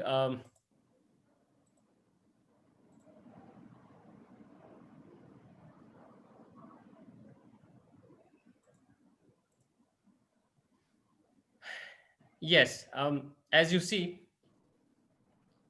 these are the traditional definitions of power and authority, which I'm going to gloss over.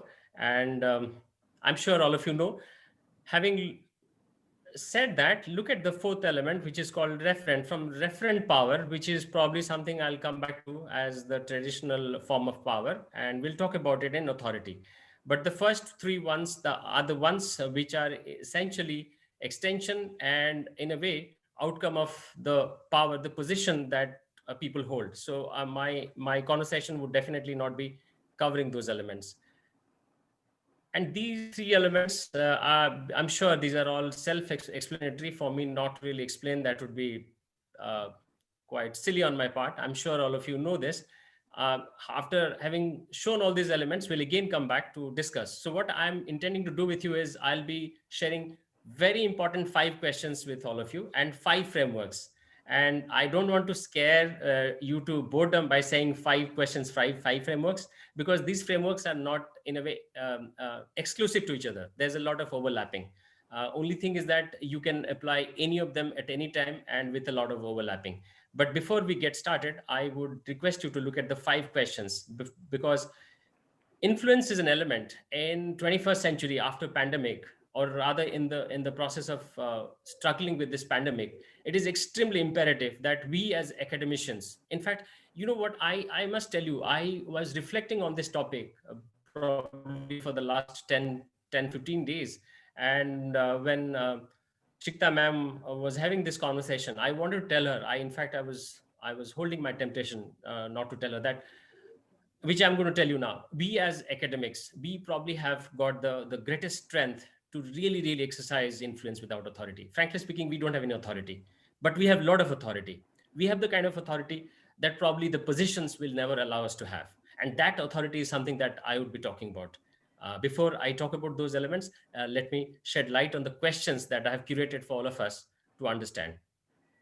And these questions are extremely important because they're a prelude to not only understanding influence, to exert influence without authority, but also extremely important because they would give us a certain amount of map in the territory called influence.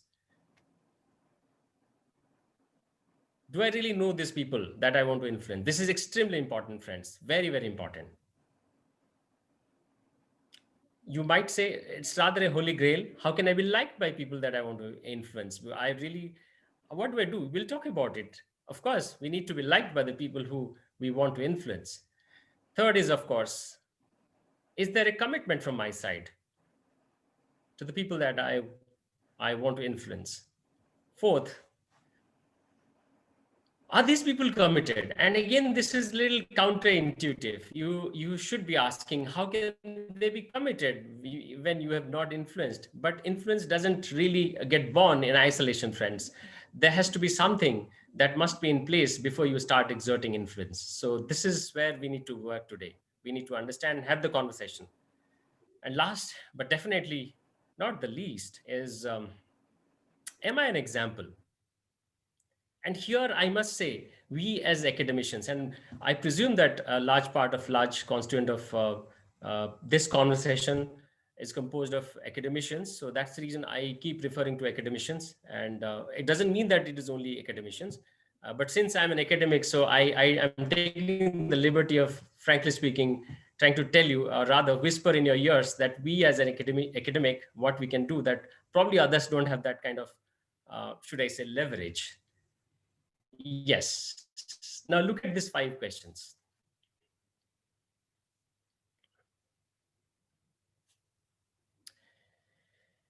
Now with these 5 questions, let me get down to the brass tacks of sharing the first model. The first model is, of course, probably it is out in the academic realm. Everybody talks about it. The Alan Cohen and the Bradford model, David Bradford model, law of reciprocity. When I'm talking about law of reciprocity, I'm sure, friends, it must be ringing a kind of a bell of familiarity in terms of the influence that Professor Robert Cialdini famously wrote almost 40 years ago, to be precise, and which is still standing tall. And he's refined it, he's refurbished it, but these laws have proven to be absolutely standing tall because they're based on cognitive psychology, and to a great extent, the concept of neuroscience is backing it up. So what is this law of reciprocity, friends? Law of reciprocity is something that we in an organization, apart from beyond my power, what do I give? What do I give people in order for them to be in a position to reciprocate? And here, when I say, friends, giving is not a material exchange. It has to be an extremely emotional exchange.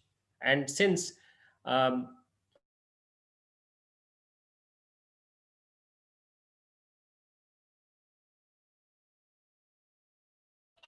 can I say it has been an emotional exchange, something like self-esteem, something like respect, and far more important is a concept of self-actualization, which I'm sure all of you, those of you who are familiar with the need hierarchy theory of Abraham Maslow, the classical model, I'm talking about the 3 upper layers, the non-material elements: respect, esteem, belongingness, and most importantly, of course, self-actualization.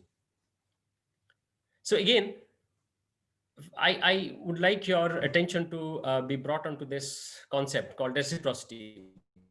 Why reciprocity works? Because human brain, I repeat, friends, there's a little bit of neuroscience that we need to understand.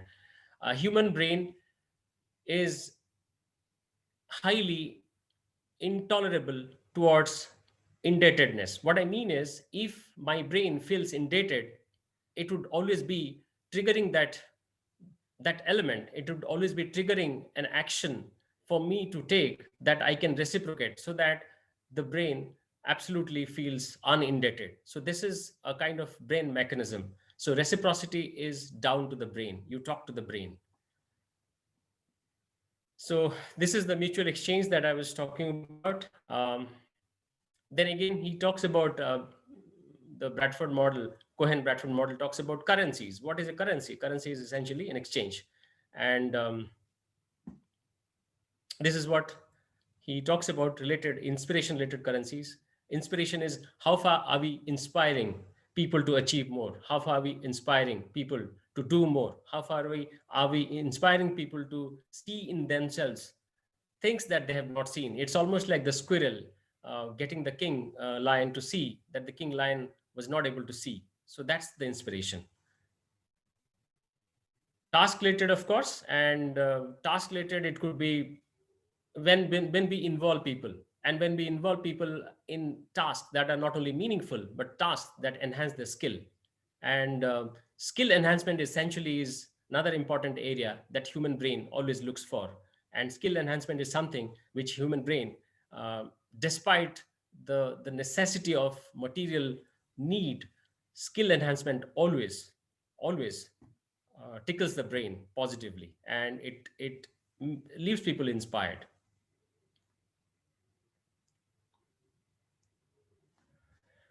Position related currency, of course.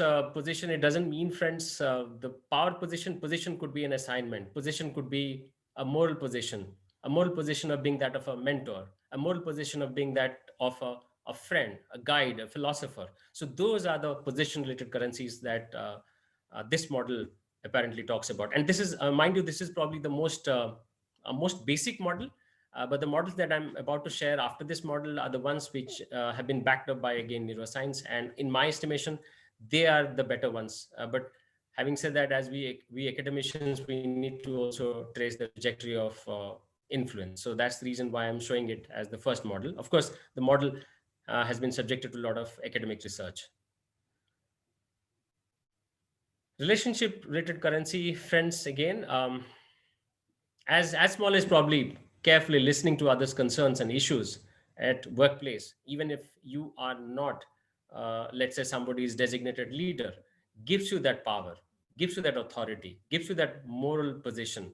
Because listening to others' concerns and issues empathetically, honestly, what it does is, it brings in that element of indebtedness in the human brain. The human brain would always be indebted, and there'll be a reciprocal activity always waiting to happen.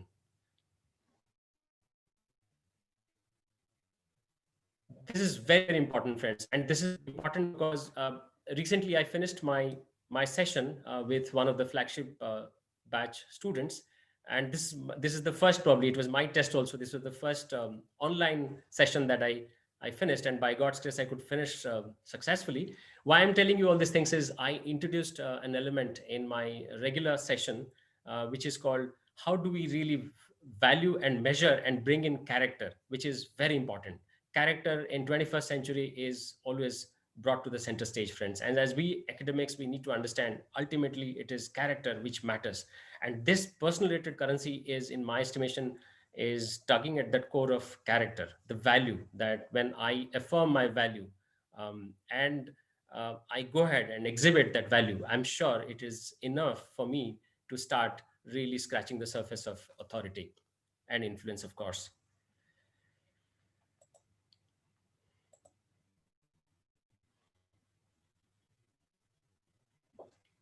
This is where I believe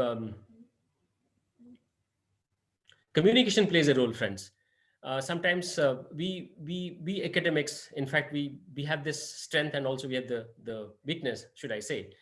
How do I bring my instruction? How do I bring my aspiration? How do I bring my dreams? How do I bring my objective down to a digestible chunk that anyone can understand? It's almost like Richard Feynman, the great quantum physicist famously said, and this is what I always love as a teacher, that a concept that if you have understood well, you should be in a position to make a small little toddler to understand that concept, however terrific that concept may be, however out of the world that concept might be. If the child doesn't understand what you are narrating about that concept, then rest assured that you have not understood.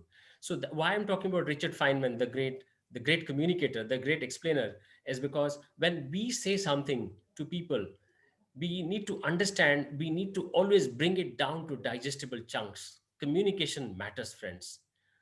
Can I really make it simpler? Can I make it simpler to the extent even a small little child, school going toddler can understand what I'm saying? If I'm meeting that objective, that criterion, then I think I should be humbly confident about the fact that my communication is great, and probably one of the important steps of exerting influence without authority. I'm doing fine in that area. So that's extremely important. What do I mean by that is bringing instruction, bringing expectation, bringing objectives to into digestible chunks is so very relevant, because our brain always looks for certainty, and human brain loves certainty, however flawed that certainty may be, because brains need to feel safe and need to feel certain for them to operate out of the prefrontal neocortex, which is the most rational, the thinking brain. So it is imperative that when you want to influence people, you want to exert influence when we don't have authority, one of the key areas of our interaction, that is communication, has to be clear, has to be extremely digestible for a lot of people. So that's what, in fact, neuroscience, the models that I'm going to be discussing again, beyond Bradford Cohen model, also they testify to this finding. Yes, friends, this is probably one of my most favorite ones, which I've been using in my executive teaching. This is based on one simple element, which was found, of course, 20 years ago, and the research is still on. And there was rock star scientists like Matthew Lieberman, Naomi Eisenberger, and then the list goes on, V.S. Ramchandran, all these neuroscientists. So what they have found out is the basic element. Am I somebody who's given to minimizing threat and maximizing reward? And this little phrase, this little element is extremely imperative for us to understand, is extremely important for all of us to understand. Why? Because we always believe, as teachers, as parents, as people who have authority, we always try to exert our power through the position that we have. So thereby we appear doing exactly opposite this. So why am I saying this? And this is, you might be saying, this is, my goodness, this is no brainer, what's big deal about it? The big deal is the following, friends. In the brain, what happens when we exert, we try to get people to do certain things, and because we have positional power, mind you, we are getting people to do it with an element of threat. When I'm using, or you're using, that element of threat as a leader, as a designated leader, so you constantly pushing that person or those people to literally operate out of their limbic, or not the prefrontal cortex, which is the executive brain, but you are pushing them to operate from the reptilian brain. And I would, for our conversation's sake, I would say, I would oversimplify my conversation, and you'll have to forgive me for using a lot of these terms, because these terms are inescapable for me now.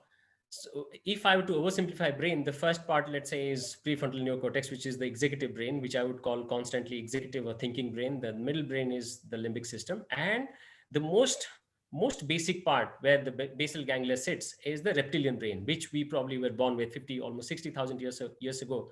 When the humankind was walking this planet, probably we had that brain. And that brain was always pushing us to literally survive. And that was a survival mechanism brain. Every time for me to survive, if there's a threat, I would decide, my brain would send signals to my nervous system to take a decision, either to fight or to flee. So that part of the brain literally gets fired every time there's a threat. And with threat or perceived threat, or even if there's a perception of threat, that part of the brain always gets activated. And when that part of the brain gets activated, and the responses that you do, would always be dependent on that part of the brain, in the sense this, there has to be a stimulus, threat stimulus, for us to act. If the threat stimulus is not there, probably my motivation to act will be lost. Fast forward, when I'm maximizing reward, what am I doing? It doesn't have to be a material reward. It has to be an emotional reward. It has to be a self-esteem reward. It has to be probably an achievement reward. It has to be probably a mastery reward. I'm essentially making you function out of your executive brain. And what does this executive brain does is executive brain, the famous statement by Don Hebb, the neurons that fire together wire together. So when you are operating from the executive brain, the neuron pattern, they create the pattern to an extent that tomorrow when there'll be no more of these currencies given to me, I would still operate as good. What it means is, if I'm somebody who has been operating out of my executive brain, I would keep operating from my executive brain even without the stimulus being present there. I know this is little thick, friends, and those of you who for whom it might be sounding little abracadabra, please hang on, tolerate with my conversation now. I would try to clarify in the question and answer session, which I would be having in a short while from now. So how does that happen? That happens with enhancing people's status. And when I say status, friends, status comes out of genuine praise, recognition, giving responsibility, getting people to do something in the area of skill development. So these are like status enhancement or status enhancers. Then certainty. Certainty is about making people feel certain about future. And this is very, very important during the time that we are all living now in 20th and 21st century, when this corona crisis is kind of uh, incarcerated, imprisoned all of us into our homes, into our offices, into this is extremely imperative that we constantly create this semblance of certainty in the minds of others, so that they feel safe and they feel certain, and they go about their daily lives to the extent that they start respecting you as a true leader. Autonomy, again, as friends, our brain always loves autonomy. Autonomy, of course, with a lot of rules and regulations, obligated autonomy. What this autonomy means is, to a possible extent, when we allow people, we let people feel autonomous, then they start really, really looking up to us as probably a guide or a mentor, or more than probably a kind of designated leader. And this autonomy can be given by anyone. What do I mean by autonomy? If I'm teaching my students and telling them the concept of autonomy within their own life existence, then they are finding new meaning in terms of autonomy, to the extent that they would not only look at me only as a teacher, a designated teacher, but also as a guide, as a mentor. So that autonomy has to be constantly be made relevant, made clear, and made absolutely understandable to the people that you want to influence. Relatedness, again, as I was telling you, these are not exclusive to each other, these models. So this is the relatedness that I was talking about when I was talking about the Cohen-Bradford model. So I'll be going over fairness, friends. This is again very, very important. Not only should we be fair, so how do we give out fairness in order for us to exert influence? Is to be seen to be consistent, because the human brain loves consistency. What do I mean by consistency? My words need to be in line with my action. If I have promised something to deliver, have I delivered? If I have done something to a group of people in order for them to really get reward, am I doing the same thing elsewhere or not? So these are the constant alerts that human brain scans for to understand the concept of fairness, which is extremely important, friends. Fairness, and a subcategory of fairness, is consistency. Words, behavior, and our action must be in consistency. And this is the model. This is what I call SCARF. Status, I would probably talk about it when we would go into the question and answer session. And then the description as to why people love this, people get guided by this. I would, there's a hand raised. Can I? Yes, go ahead, please. Yes, please. Okay, I'll come back to you.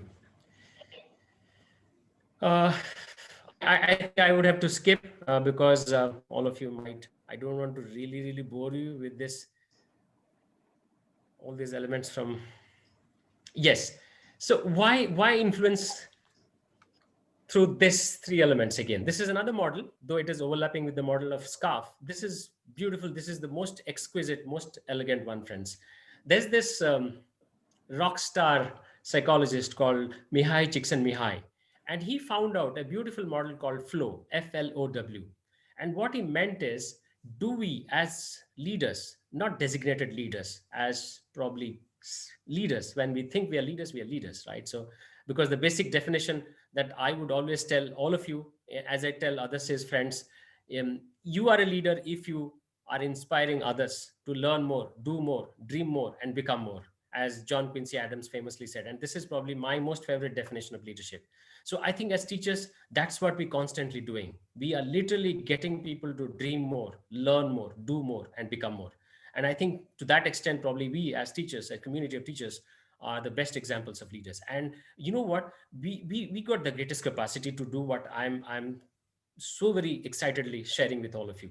Now look at this: autonomy, mastery, and purpose. So there's this gentleman called Dan Pink. He has literally distilled the great science of Mihai Csikszentmihalyi and put into a digestible little chunk, and that's where he says that those are the people who extend, or rather make people understand how they could achieve autonomy, they could achieve mastery, and they could achieve purpose, are the ones are the greatest influencers.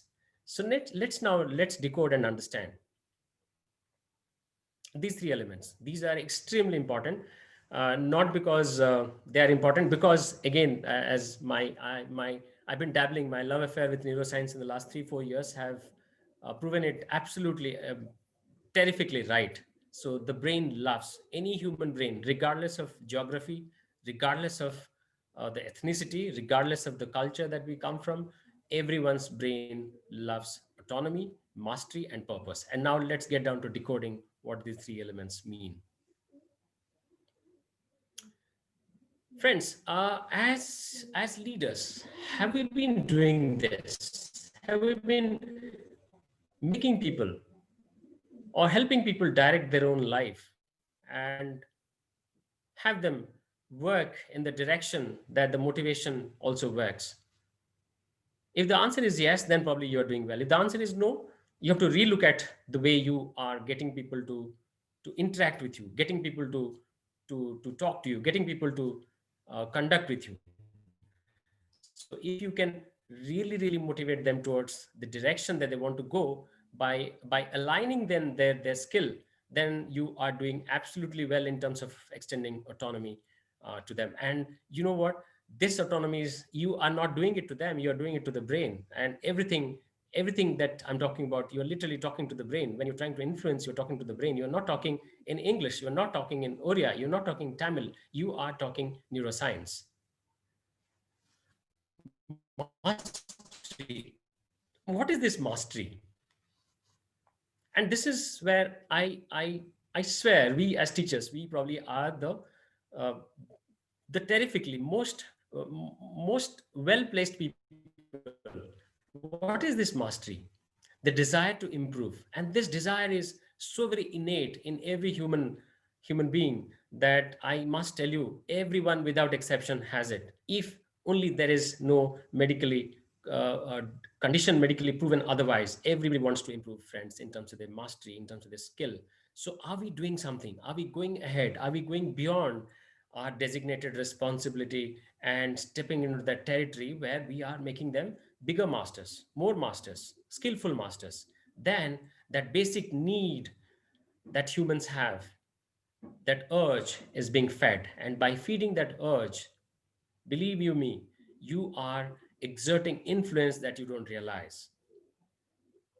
And this is the most important one, friends: purpose. What do I mean by purpose? What does Dan Pink, what does Mihai Csikszentmihalyi, the rock star cognitive psychologist, says is the following: we humans, the way we've been born, though we probably have evolved from our ancestors who are animals, who were animals, we have something that the rest probably don't have. That is the purpose. So do we put purpose in people's daily work, in their existence, in the way they go about conducting the business? If the answer is yes, then probably you are already doing something whereby you are gaining that all important currency of influence. And this has to be done by extremely careful calibration. This has to be done when we are clear. It goes back to the very basic element in our Indian philosophy, that when we say that purpose guides every action. And that is exactly what neuroscience is saying. Humans are extremely guided, are ruthlessly guided towards purpose, friends. If there's a purpose and you are providing that purpose, you are making that purpose literally understood to the people that you want to influence, believe you me, you are gaining the greatest currency in the realm, in the field of influence and influencing people. And can you even go ahead and do that? What do you do? Can you really do that objective and key result area? Aligning the goals, their personal goals and professional goals with the goal of organization. And this is a very important area. It requires a lot of discussion. So I may not now tell you, but when we go to the conversation, question and answer, if you have questions, then probably I'll try to make it more meaningful, more understandable. Yes. And this is probably the fourth one, again developed by two neuroscientists, professors, Andrew Newberg and Mark Waldman. And this is called 12-step strategy, and which is again a no-brainer strategy, friends. I'm sure most of you are doing it, but if some of you are doing it, do it to the extent that this strategy is telling you. So what do they mean? They mean relaxed attitude. So it is all about, again, friends, when you want to influence people, they are bringing the focus back onto the person who's trying to influence. So how am I as a human being? How self-aware I am as a human being also has a lot to do with how far I can really influence people. So when I say self-aware, it is all about me now. If you look at the 12-step strategy by Newberg and Wallman, you look at all these elements. This is all about the leader. The leader, how far the leader is relaxed, how far the leader is present in a conversation when the leader is conducting that conversation, and how far that leader cultivates inner silence. Again, this is a broad topic, so I would really be I should be forgiven for again skipping. I would have in the broader conversation I would try to make it clear. And these are probably self-explanatory, reflecting on the deepest values. So this is again this connects back with what I said in the previous model of purpose, accessing pleasant memories.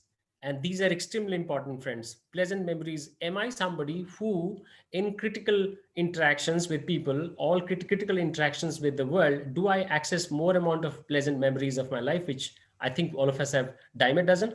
Or I'm the one whose propensity is to always access not so pleasant memories. So if you are doing the latter, please try to do the former, because doing the former doesn't only make you more influential, it also has a great mental and medical benefit. And the last three are extremely my strategy. You do this. No. It is mutual. Okay. Yes. So this is the fifth one, friends. This is the fifth model. Though this model, I cannot really tell you a lot of empirical research having been done for this model, but this model is beautiful, exquisite to the extent ever since Dale Carnegie wrote that beautiful How to Influence People and How to Win Friends and Influence People. Probably this is one in the firmament of influencing people has come. Last year, 2019, little before the pandemic struck all of us, this was published by a gentleman who's not a career academic, but he's literally revered and valorized by academics in the West, Jason Harris. And where he says he brings character back to the center stage, and we would define what I mean by character. He talks about four elements that as leaders, practicing leaders who probably don't enjoy authority or don't have to have authority. We teachers, frankly speaking, we should be least concerned about authority. We should always be the positional authority. But yes, we need to be more concerned about authority, which we would have to exert because of our probably intellectual capacity. So he says the 4 areas are extremely important for anyone uh, who is dubbed as a leader must have these 4 elements. And what are they? Originality, generosity, empathy, and soulfulness. And the last one is extremely important. And that last one is the one that even Mihai Csikszentmihalyi, when he says that extending autonomy, extending mastery, and extending purpose, and that's all about soulfulness. And it's all about giving, friends. It is all about giving without expecting. And you should be saying, it sounds very spiritual. How can you be really giving without expecting anything return? But it's very scientific. When you give, you literally are creating that indebtedness in the brains of the people, to the extent that those brains would look for an opportunity to, um, should I say, I hate this term, but I must say, pay back. So you always, when you do it genuinely, soulfully, then you start exerting influence, and influence would be tremendous. Yes. Yes. Thanks. I'm done with my monologue, and I'll be extremely happy to have any question from any of the members from the audience. May I come in, sir? I hope I made sense. May I come in, sir? Yes, Good please. morning, Yes, sir. please. Good morning. Being from the technical background, regarding influence, I want to ask that, sir. Actually, our students are exposed to a wide variety of materials already present on the net. So they are comparison to the previous years presently. All the students themselves are exposed to lot many literatures or lot many documents that are already there. As a technical person, when it comes to training, it's very difficult to be at pace with them. So they have many questions out of our boundary also, and that actually hinders the influence on the students. So they may switch over. Okay, this is the problem. Okay, this teacher is unable, we move to that. So the influence does not, you can say, cannot be Great. put onto a group of students or like Great. that, Great. because the Great. exposure is very large at this moment of time. So how do we deal with? Okay, Thank you. great, sir. I'm sorry. May I ask your name, sir? Sorry, I'm not able to figure out here, sir. May I ask I who am I'm Deepak talking to? Mitra, sir. Okay, sir, listen, you know what? That's where I think I'm glad that I'm having this conversation. And I'm glad that you're asking the question that you did ask. We are not supposed to know everything. Frankly speaking, the way technology is changing, the kind of fast-paced world that we've been inhabiting, you are not supposed to know the new technologies. And frankly speaking, we shouldn't be also berating ourselves for not knowing. What we have and which you have, which they don't have, is the following: the journey that you have made as a professor, teaching them, has has given you something that nobody can take away. And why I'm saying that is, you may not know, essentially, let's say he comes to you with an area, let's say cryogenics. I don't know which area, sir, you're teaching in, believing that in the field of engineering. Let's say somebody talks about cryogenics, and cryogenics is probably, it would be a handful of people in India, professors, who would really know cryogenics. But if that person has already done considerable research, and mind you, sir, you cannot influence by knowledge today. Knowledge has been democratized to the extent that you yourself have said, right? Everything is available on the net. Everything is available, whether it's the high-end quantum physics or the classical model of general theory of relativity. Everything, they can go to the web if they have the right attitude, and they can get to learn. So now the question is, what do we teach them? What do we make them learn? What you can learn, make them learn, is the following: you can facilitate them in the journey. You can tell them, you don't know, let's say, about that area which you're not supposed to know, and he wants to or she wants to know. This is what you can do, which he or she would always be grateful to you for, and would always allow you to exert the influence. You can certainly figure out, where can he go? You can certainly figure out, where can she go? You can certainly facilitate the onward movement of these people. You can certainly facilitate through your network. That probably, I have a friend who is more knowledgeable, more informed in this area, and let me connect you to him. And this small act of connecting, this small act of facilitating, it itself would again create that indebtedness in the brain, to the extent that, far from not respecting you, they would be willing to always be influenced by you, sir. And there are many, we'll have this conversation. You can, and here is the thing: we as teachers, I have learned for that myself, we aren't supposed to know everything. Life is too short for us to know everything, sir. Life is, I buried my life, frankly speaking. I as a child, when I grew up, my dream was to really finish all the classical, the books of the canon.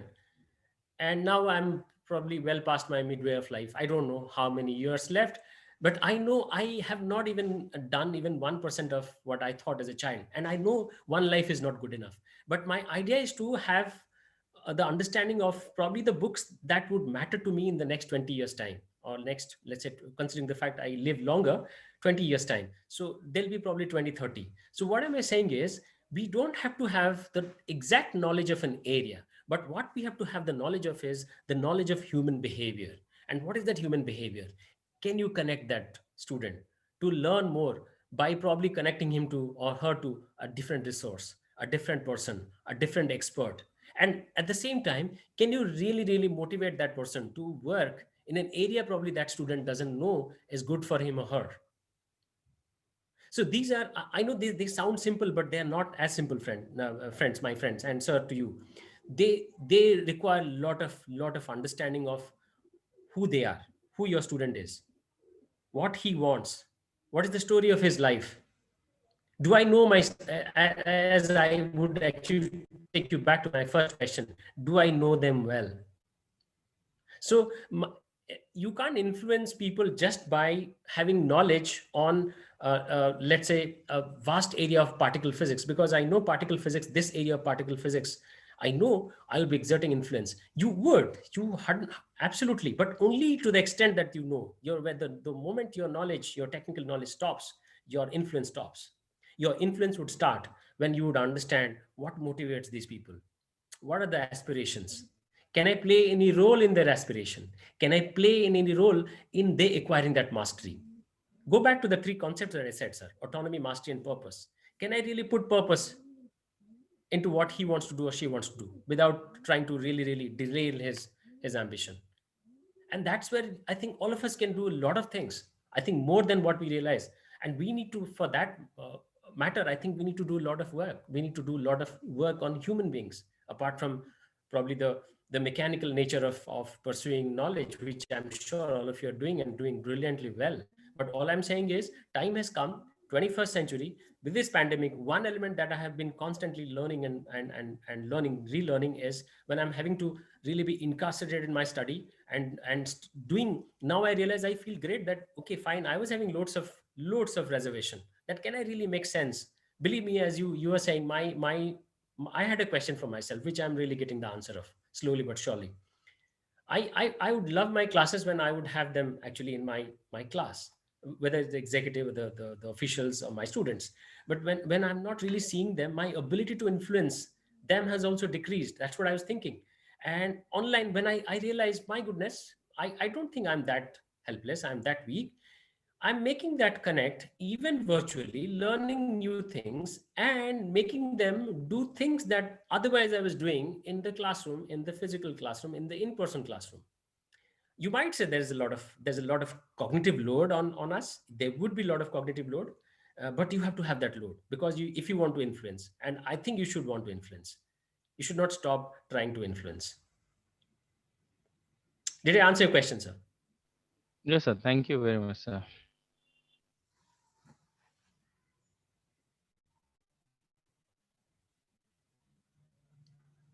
Yes.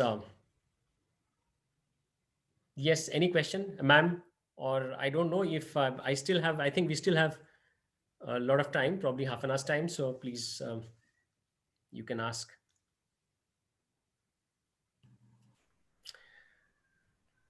You must have been having a lot of lectures. So I thought, I was telling Shikta ma'am the other day that friends would be having, you know what, this is pretty difficult. When we teach, we know we are teaching. So we are this side of the fence. When we have to sit on the other side of the fence, probably we would get to really empathize with our students. So I can empathize with all of you.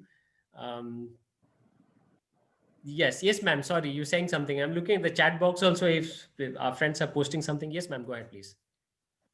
Yeah, there is a question by Fernandez Joseph. A self-inquiry is the need of the hour.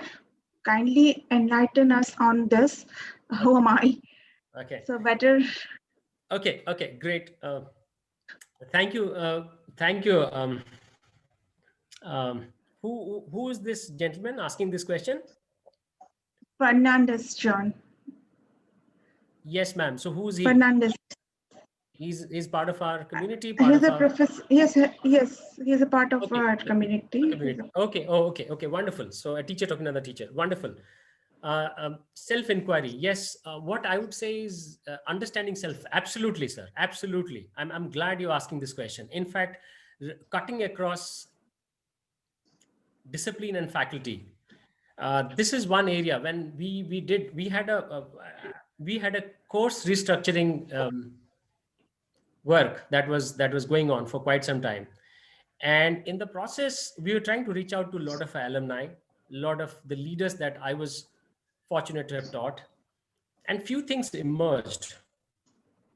What are the few things that was in fact after a while it was so very serendipitous that was corroborated by even the World Economic Forum document. With this pandemic absolutely in full swing, and I would say in full swing because we are still incarcerated, we are still imprisoned, we are still locked up. Self-awareness is one of the most important critical areas that all of us need to do, and more so as teachers we have to do it like we haven't done before. Secondary element is self-awareness leads to a lot of resilience. And there's a concept of resilience, which I also, frankly speaking, started teaching only after the onset of this pandemic. But self-inquiry or self-awareness, as we call in our business language, is extremely important. And now you should be asking, how do I do a self-inquiry, self-awareness, self-examination? There are many ways. I think it would be very, very difficult for me to tell you what you need to do, but I can certainly tell you how you need to do it. There are a lot of psychometric tests, and as a lot of my students from Tata Steel would swear by the MBTI, Myers-Briggs type indicator, I would not ask you to go there. There's Enneagram. A lot of people are swearing by. I would not ask you to go there. A lot of psychometric tests, including DISC, including the big five. Of course, they're very, very indicative in nature. So you could probably pick it up and do that for yourself. But what I would ask you to do is to just read one little book, not a little book. Probably it is not that little. I'm trying to falsely motivate you to really read that. It's called Insight by a Harvard psychologist called Tasha Ulrich. She has given a long list of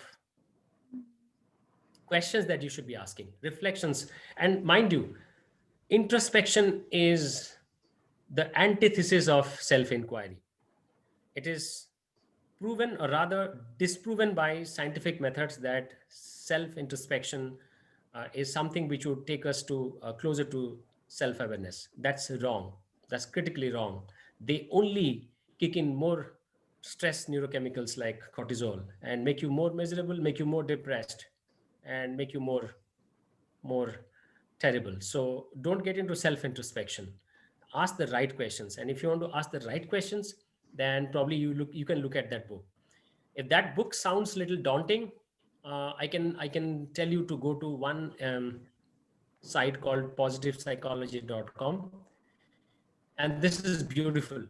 This is brilliant, written by non-academics, but having taken cues and drawing their writing on hard academic research like Martin Seligman, Barbara Fredrickson, and who are called positive psychologists and scientific. They're scientific. They're not pop psychologists. They're extremely empirically. They are the godfathers and the godmothers. So those areas have been distilled down to understandable language, which I was telling you, digestible chunks. So you can go to positive psychology and look at and go for self-awareness, and I'm sure you would get plethora of information to the extent that you would be thanking me for eternity. So you can look at that. So and get to know. Last but not least, 95% of humanity is found to be not self-aware. We think we are self-aware, 95%. And I think that is a generous evaluation. I think that will be even more, that we go to our grave as science.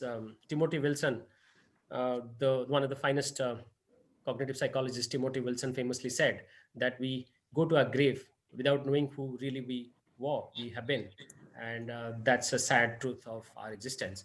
So it's extremely important. How do we really become self-aware? And self-awareness is, of course, a journey without any destination. Every time we find something, we need to find something more, and that's the brilliant part. So get into this act. I would request all my members of my community to really get into that act, regardless of the area, the discipline that you're teaching, you're doing your research in. Self-awareness is one of the most important elements, friends. It's almost like, you know what, to be intelligent is one thing, but to act intelligently, it requires something else. And what it requires is that self-inquiry. And I'm so glad to this gentleman, our friend, I forgot, sorry, who, yes, Mr. Fernandez, Joseph John. Yes, sir. I'm so glad that you asked this question. And this is for every one of us, including all of us. We need to really get into that act of trying to understand who really we are and how the world perceives us. And is there a gap? If there's a gap, then what is that I need to do in order for me to really fill the gap? So that's it. Ask yourself these Excuse three, me, four sir. questions. Yep. So exactly what you said in the last line, that we should know what the world perceives about us, how the world perceives us. But everywhere, actually, every single quote, they tell us ki don't give a beep about what the world thinks about you. Right? You know what? Yes. May I ask who I'm talking to, please? Sorry, I'm not able to because my screen is on. So I would rather just a every second. single language This is, yeah. Yes, quote I about think कि I'm good now. मतलब जैसे कि आप बोलते हैं कि मतलब a lion doesn't think what the sheep thinks about them or something. With every single language have got quotes about them. Then why are we saying कि we should know how the world perceives us?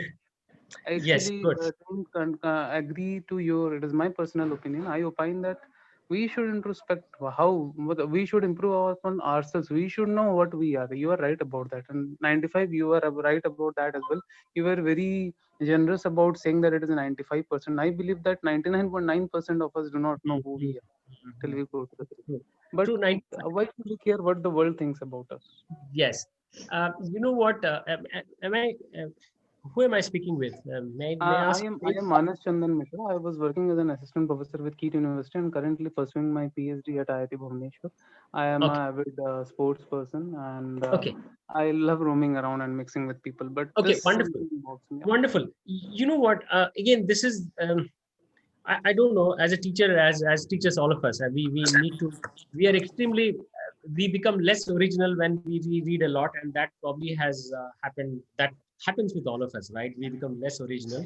So my answer to this question may not be very original because it is when I'm thinking of the answer, I'm thinking of all the experts who have had to say something to say in this area. So I must quote one great clinical psychologist professor and rock star professor called Jordan Peterson. He has this.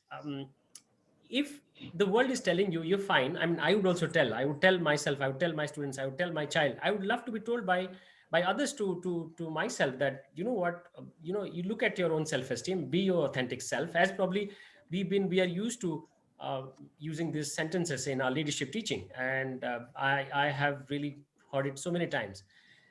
But here's the thing: we don't go beyond that statement and define what do you mean by authentic self. We stop there, right? All the research writings, not all, most of the research writings, they kind of touch upon that statement saying be your authentic self and don't give a, pardon my language, don't give a damn to what the world thinks. Here is the thing: as long as we have to work with others, even if we are academics, we probably enjoy a certain amount of autonomy. I know I'm speaking for myself. I enjoy a lot of autonomy to the extent probably I'm not subjected to a lot of controls. Probably my friends who are working in corporate are, even in the government they are. So I enjoy a greater degree of autonomy, a higher degree of autonomy as a teacher. But that doesn't take away the fact that I have to work with my students.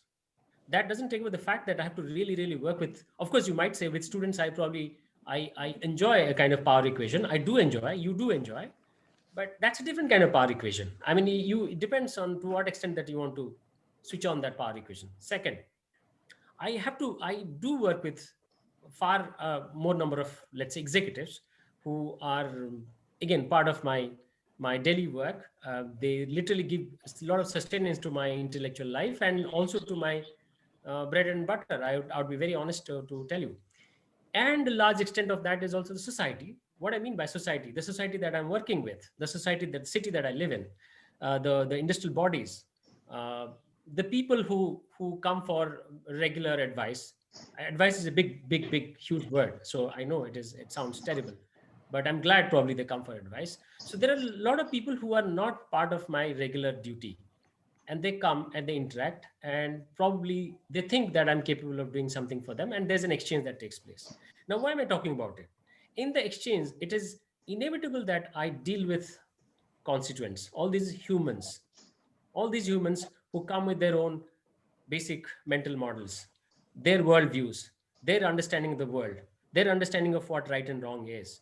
So when I'm dealing with so many people, it is absolutely important for me to work on my self-awareness to the extent that I need to be concerned about how they perceive of me, apart from my, let's say, my the matter, the small little matter that is inside my brain, how they perceive of me as a human.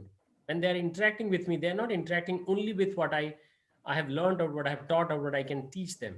They're also interacting with my prejudices, my biases, my background, my worldview, my mental model, the things that I hold dear to my heart and the things that probably I have hatred for. I'm just saying. Similarly, I'm also negotiating with those souls in those areas in a subconscious level. So when there's so much of that happens at the subconscious level, and this is where probably I'm sorry, you are literally alluring me into my own area of research, which is probably the communication at the subconscious level, which is extremely important, friends. You know what we say, the words, the papers that we write, the research papers that you write, they are small, thin, small little layer of the big ocean that is lying beneath the person that is you. So when I'm interacting with so many people, how can I not be concerned about the gap between what I think of myself and what they think of me? If the gap is huge and negatively huge, whether I work on that area or not is entirely up to me, entirely up to you. If you believe that the gap, despite it being huge, I can do without, I don't have to work, I'm fine, I'm enough, as they say, I'm good enough, I don't have to work. It's an individual choice. It's absolutely an individual choice. But friends, I must tell you, it is not an individual choice to the extent that unless we are a monk, unless we are an ascetic, unless we are a renegade, we got to be working in that gap of perception. And now you should be asking, if what if the perception is flawed? They think I'm a dangerous person, I'm a criminal. I'm not a criminal. I'm in reality, I'm probably one of the most empathetic, one of the kindest persons on this planet. What about that? Then that's where the rub lies. That's where lies your work. If I am the kindest person, if I am the most empathetic person, then why does the world think otherwise? Then there is a huge gap. There's a gap of perception. And thereby, my self-awareness, delving into the right questions, why they think, rather than why they think, what do I do? And this is what Tasha Urich, this psychologist famously says, rather than why, every person has to delve into what do I do in order for them to see the real kind person that I am? What do I do in order for the world to discover, to imagine, and to also like the empathetic person that I am?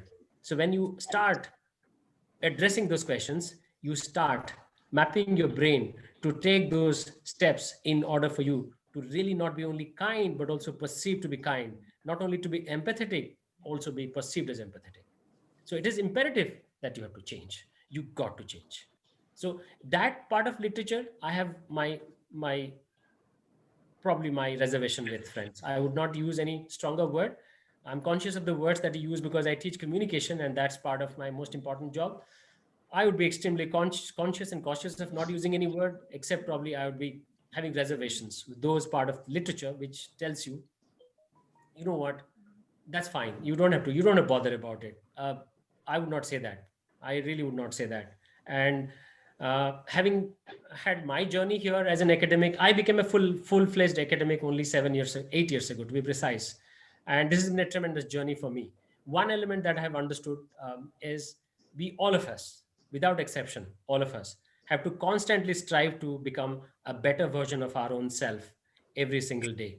When I get up in the morning from my bed, the question that if I can ask, that am I becoming better than what I was before, whether as a teacher, as a father, as a friend, as a mentor, as a coach, as a consultant, in any form, am I becoming better? Let's say 5 areas that you really care for. 5 most important area: friend, partner, father, son, daughter, brother, teacher, consultant, expert, researcher. 10 areas. Am I becoming better? And the tick box. If you're getting 3 ticks, fine, go ahead and do it. But you must do it. Without doing it, probably we would not be doing justice to the potential that we probably are born with. That's what I would say. I don't know if I've answered your question or not. I believe I have tried my best, but I would say that part of literature, I'm little, pardon my language, I'm a little suspicious. So we have one more raised of hands option. Yes. Hello. Yeah. Yes. Hello. Good afternoon, Professor Anil. Good afternoon. Sunil. Yeah. Good afternoon. In the course of your monologue or whatever you said, you quoted Dan Carnegie also, and you referred to the book "How to Make Friends and Influence People," which was written in 1936, isn't it? So if I recollect it correctly, I think he has quoted also, he has written, you can make friends, you can make more friends in 2 months by becoming interested in other people than you can in 2 years by trying to get other people interested in you. Why I have brought your attention to particular this line, in today's world, in today's social media, everything that evolves around is in social media, whether it is PM Modi, Donald Trump, or it is Professor Sikta Singh, or it is K. Som, or it is Dr. Sunil Sarangi, or even myself, or anybody. I think 99% of the people, they want others to know about themselves. How does it, in alignment with what Dale Carnegie you quoted? Yes. You should try to know people rather than trying to make people know about yourself. In the process of influencing, I think we are trying to make people know about ourselves more than trying to know others. Good. It's I'm a glad. total reversal of the. I'm thrilled that your question would be an understatement. I'm extremely thrilled. I'm glad that such questions are so important. Now, you know what Dale Carnegie said, and that's a beautiful. I'm glad that you've read this. I'm glad that you're talking about the right line. And this is the most profound line. And guess what? When Dale Carnegie said these things, that time the neuroscience had not been around. That time the empirical research had not yet happened. Now, fast forward 20, almost close to what, 84 years, fast forward. Now, 84 years, not only have we really evolved as humans, also there's a lot of change that has happened. Now, when you say, now people talk about themselves, people talk about, Dale Carnegie said, express interest in others, right? Be interested in others' glory rather than your glory. So the science, what the science is saying, and that's exactly what I was trying to probably tell. I might have failed in my effort, and that probably tells how bad teacher I am probably. When I'm shifting the focus from me to you. What am I doing? There's always a kind of narcissistic tendency in all human forms. I mean, we let's accept the fact that 100%, Professor, 100%. Right. That is the narcissistic tendency. There's this tendency is there. This tendency is there, and probably we why is the concept of value education, character, all these things are done because we literally we are expected to not only tame, but as Sigmund Freud would say, or Carl Gustav Jung. I would sorry for interrupting. I would rather add another word to that: exhibitionism. That is also people are often. Well, allow me not to use that. But yes, I would leave that at that. But I think yes, you're kind of it what I'm saying. So in this process, what even Jason Harris in this soulful influence is saying, that we are actually wanting everything. We become more self-centric to the extent I don't care what happens to the people around me. That's kind of an attitude. You understand? So thereby, I might get temporary fame. I might get a kind of temporary, small little fame, but that's so very transient. That's so very non-everlasting that I don't even realize. In the history of humans' existence, that's small, that's minute. When I give it away, I ruthlessly want, let's say, I would talk about as a teacher, I would talk about my students. When I ruthlessly want my students to succeed, I ruthlessly look for doing small little bits for their success, and I do it genuinely, honestly, okay, without anything expecting anything in return. And there's a beautiful line that Jason Harris and says, and science is now, neuroscience is backing it up, saying that be a personal Jesus. Jesus, of course, Jesus is a metaphor. So what is a personal Jesus?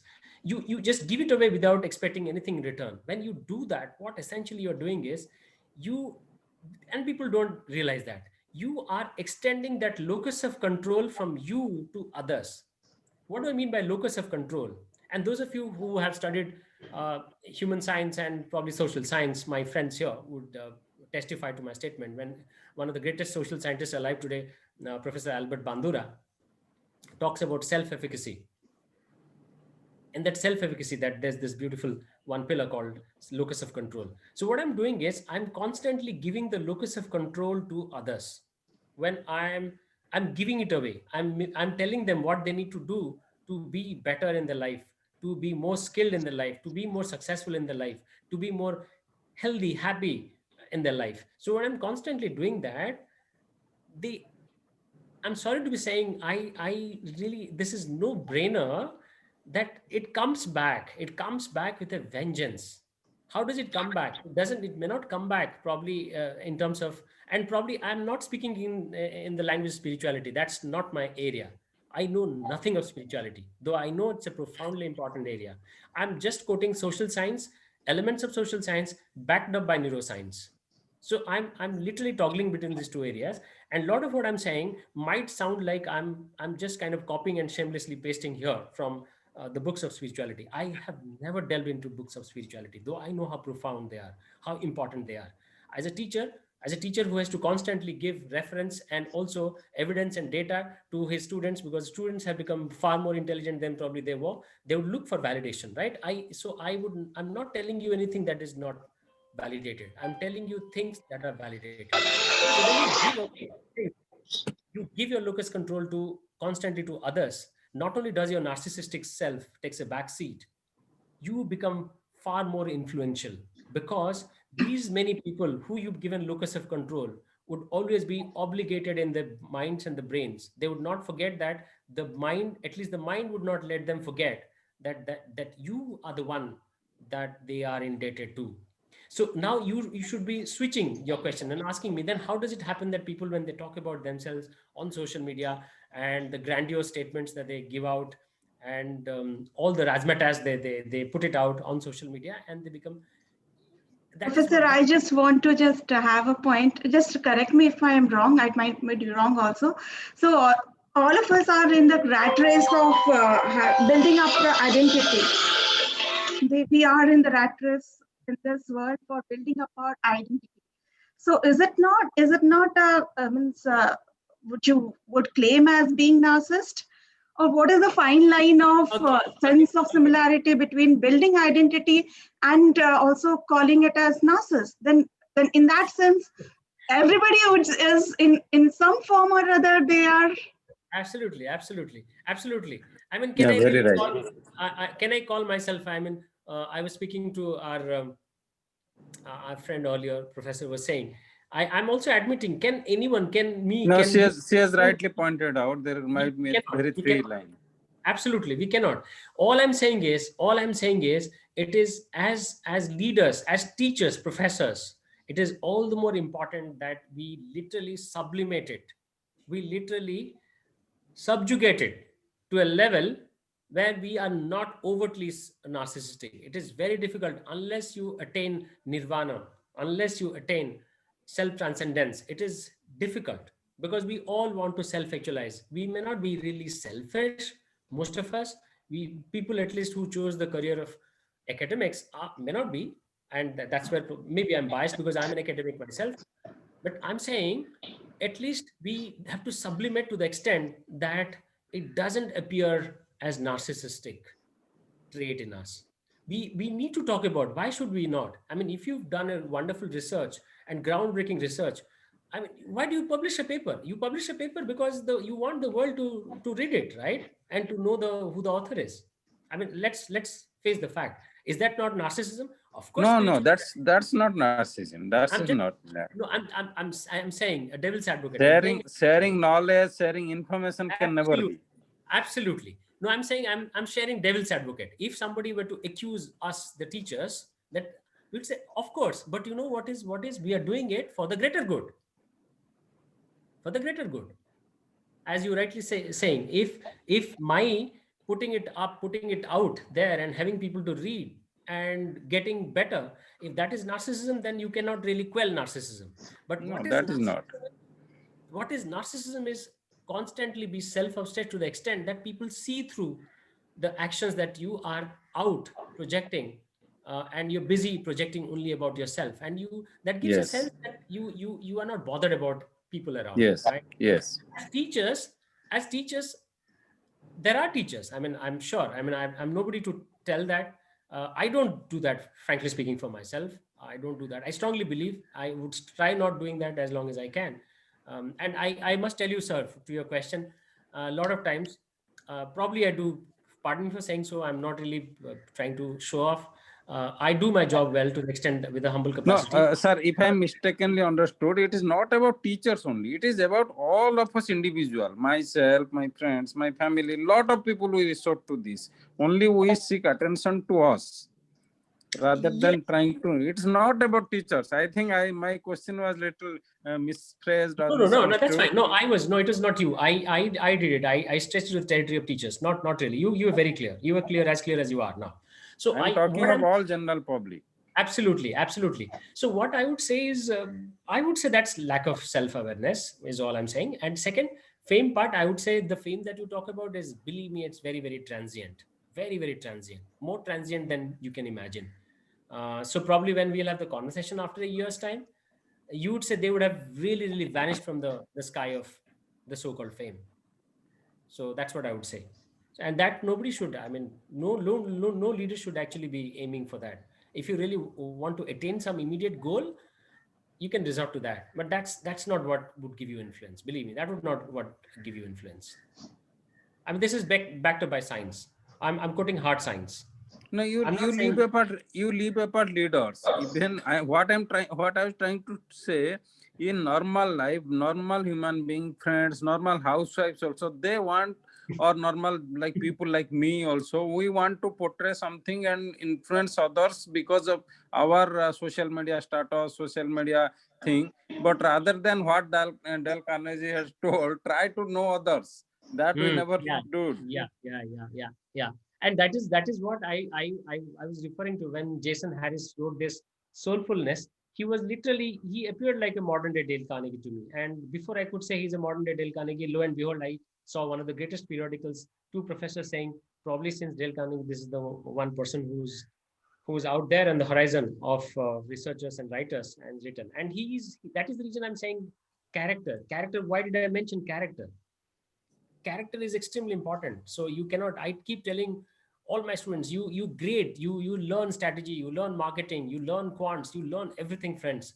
Please go ahead and do that. But please don't lose sight of the fact there's one element, extremely important element, which is required for you to last long. That is character. Character is extremely important. Yeah, very important. For a leader also, character is most important. Very, very important. That's what I keep asking. Would you like to be led by a leader who's extraordinarily talented, but extremely diabolical, doesn't have any value? He or she can, getting, as they say, in management science, get things done. He or she believes only in getting things done. Would you like to be led by such a leader?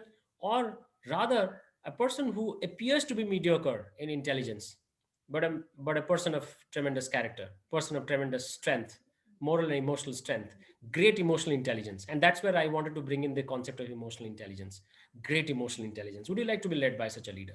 And always the answer overwhelmingly has been the latter, not the former. And I must have asked this question to, believe me, 4,000 executives in my life journey of teacher in the last 10, 15 years. I must have asked this question deliberately to understand. And overwhelmingly, the conscious answer has been no. It's the latter, not the former. Right, Very sir. Very rightly said, sir. That character, sir. I'm Professor Kavita Taplial from Amity, and thank you for such a wonderful session. And very rightly said, sir. Character is the persona and a mirror of a leader, and characters are not just built in one day. And in this interdisciplinary world, it is not about the content that you have carried, but it is your strong character that helps you to gel with everybody. And this Gen Next only believes on the leader's character most rather than only just having their command and their authoritativeness. So it's a very good point that you have touched upon, sir, and very rightly said, character makes everything in this world today. Thank you. Thank you, ma'am. Thanks a lot. Thanks for your kindness. Thanks for your kind words. Yes, we have 10 more minutes. I think if yes, ma'am. So if anybody is not asking any questions, so please order me to do what I need to do as. Is there any other questions from our participants? Fine then. So. Sir, I just want to ask one question from you that since you are in one of the most prestigious organization and you deal with the most intelligent brains, so how tough it is for you to be a part of a community where every young mind is quite uprised and upskilled with the technology. So as a leader of your own expertise and own skill, what is your advice to us as faculties? How should we cope up with this generation of today? Great, man. Great. Thank you. You know what? I'm so glad because your question has brought me back to what I thought I would cover in my lecture, which I have not yet. And I'm so grateful to you. Thank you.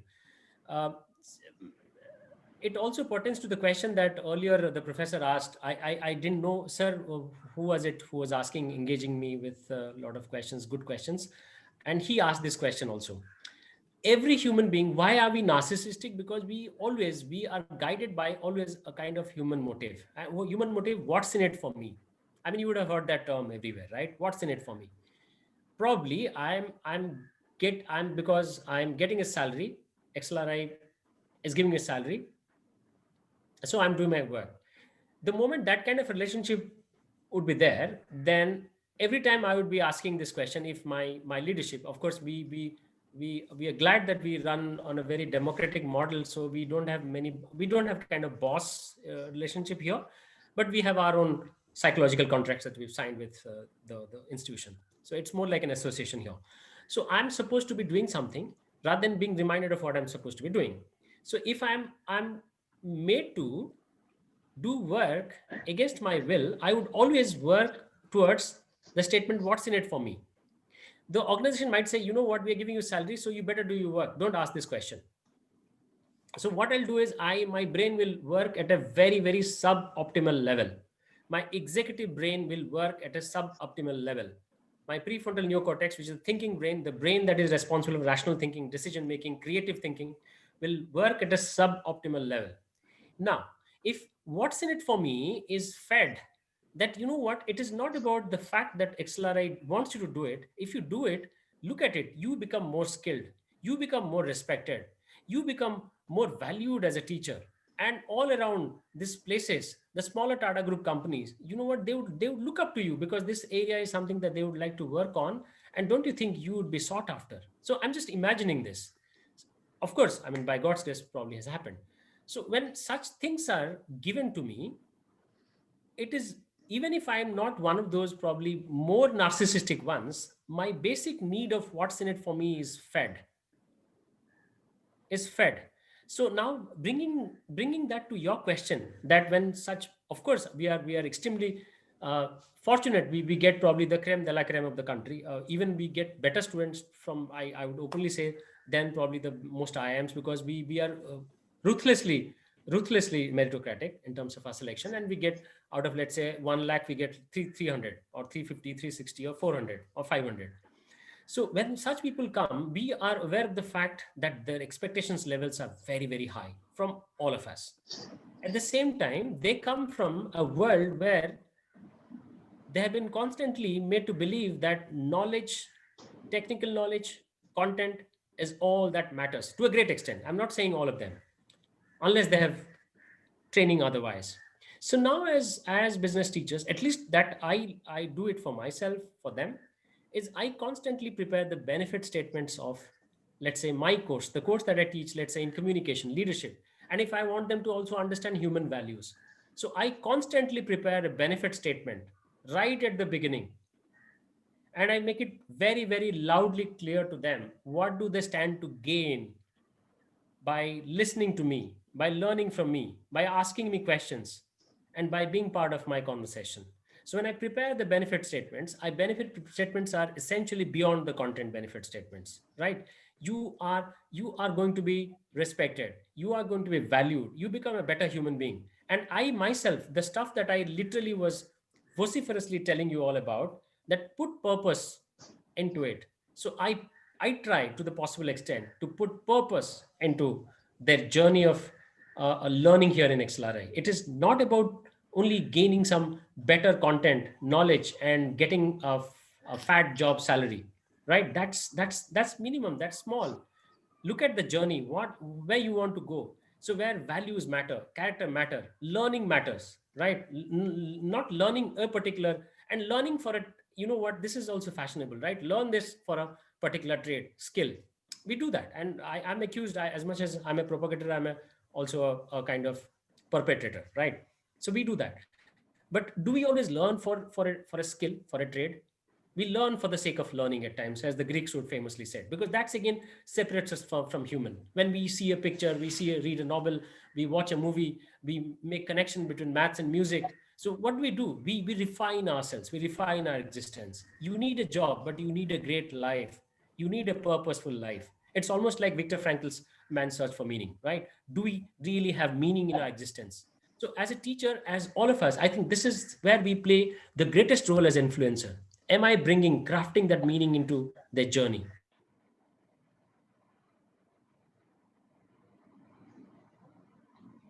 And you put meaning into what they do, and which is probably beyond skill, beyond trade, beyond job, beyond placement, right? And every human loves that, because we hang on to meaning. End of the day, it's very, very important for us to have a meaning. So selling statement, the answer to your question, do I prepare? I prepare a selling statement. Why should they learn persuasion? Why should they learn emotional intelligence? Why should they learn, let's say, Dan Kahneman's System 1, System 2 ways of thinking, brain thinking? Why should they learn illusion of understanding? Why should they learn, let's say, the concept of writing, modern writing? So I prepare a kind of benefit statement, make it relevant to what they're pursuing, and also I constantly feed meaning to, let's say, my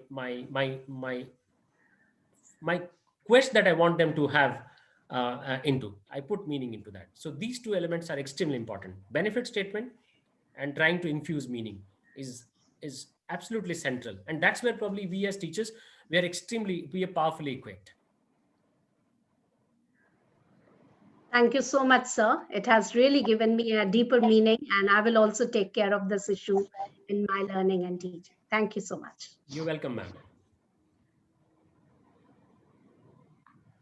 Thank you so much, sir. So we have already approached our time. Yes, and ma'am. Right on time. Thank you so much for such an insightful and engaging discussion which happened. And you brought with yourself all those expertise and knowledge which you could share with all our participants. And I feel that all our participants have taken them along with them and with practice in terms of their respective fields of job where they do. Thank you once again, sir, for Thank you, ma'am. It's been a tremendous honor to be speaking to, again, members of my community. It's a terrific opportunity that you have extended. So I'm grateful to you, ma'am. And I wish and pray for a terrific year for all my members of my community and the leaders of KIIT SOM, Dr. Mahapatra, Dr. Mishra. I'm grateful to both of you, and I'm grateful to you, ma'am, for really kindly inviting me. Thanks a lot. It's been terrific. It's been wonderful. Thank you. Thank you, sir. Thank you. Thank you so much. So we'll end here for lunch. We'll start the next session right at 3 o'clock. But I will request all of you to join 10 minutes before. So we have with us the Dean of School of Management, as well as me. Will be taking you up through the session. So kindly join right on time. Have your lunch and come back, and don't have a heavy lunch so that you sleep off during the session. So have some lighter lunch. Enjoy the rest of the day. Thank you so much.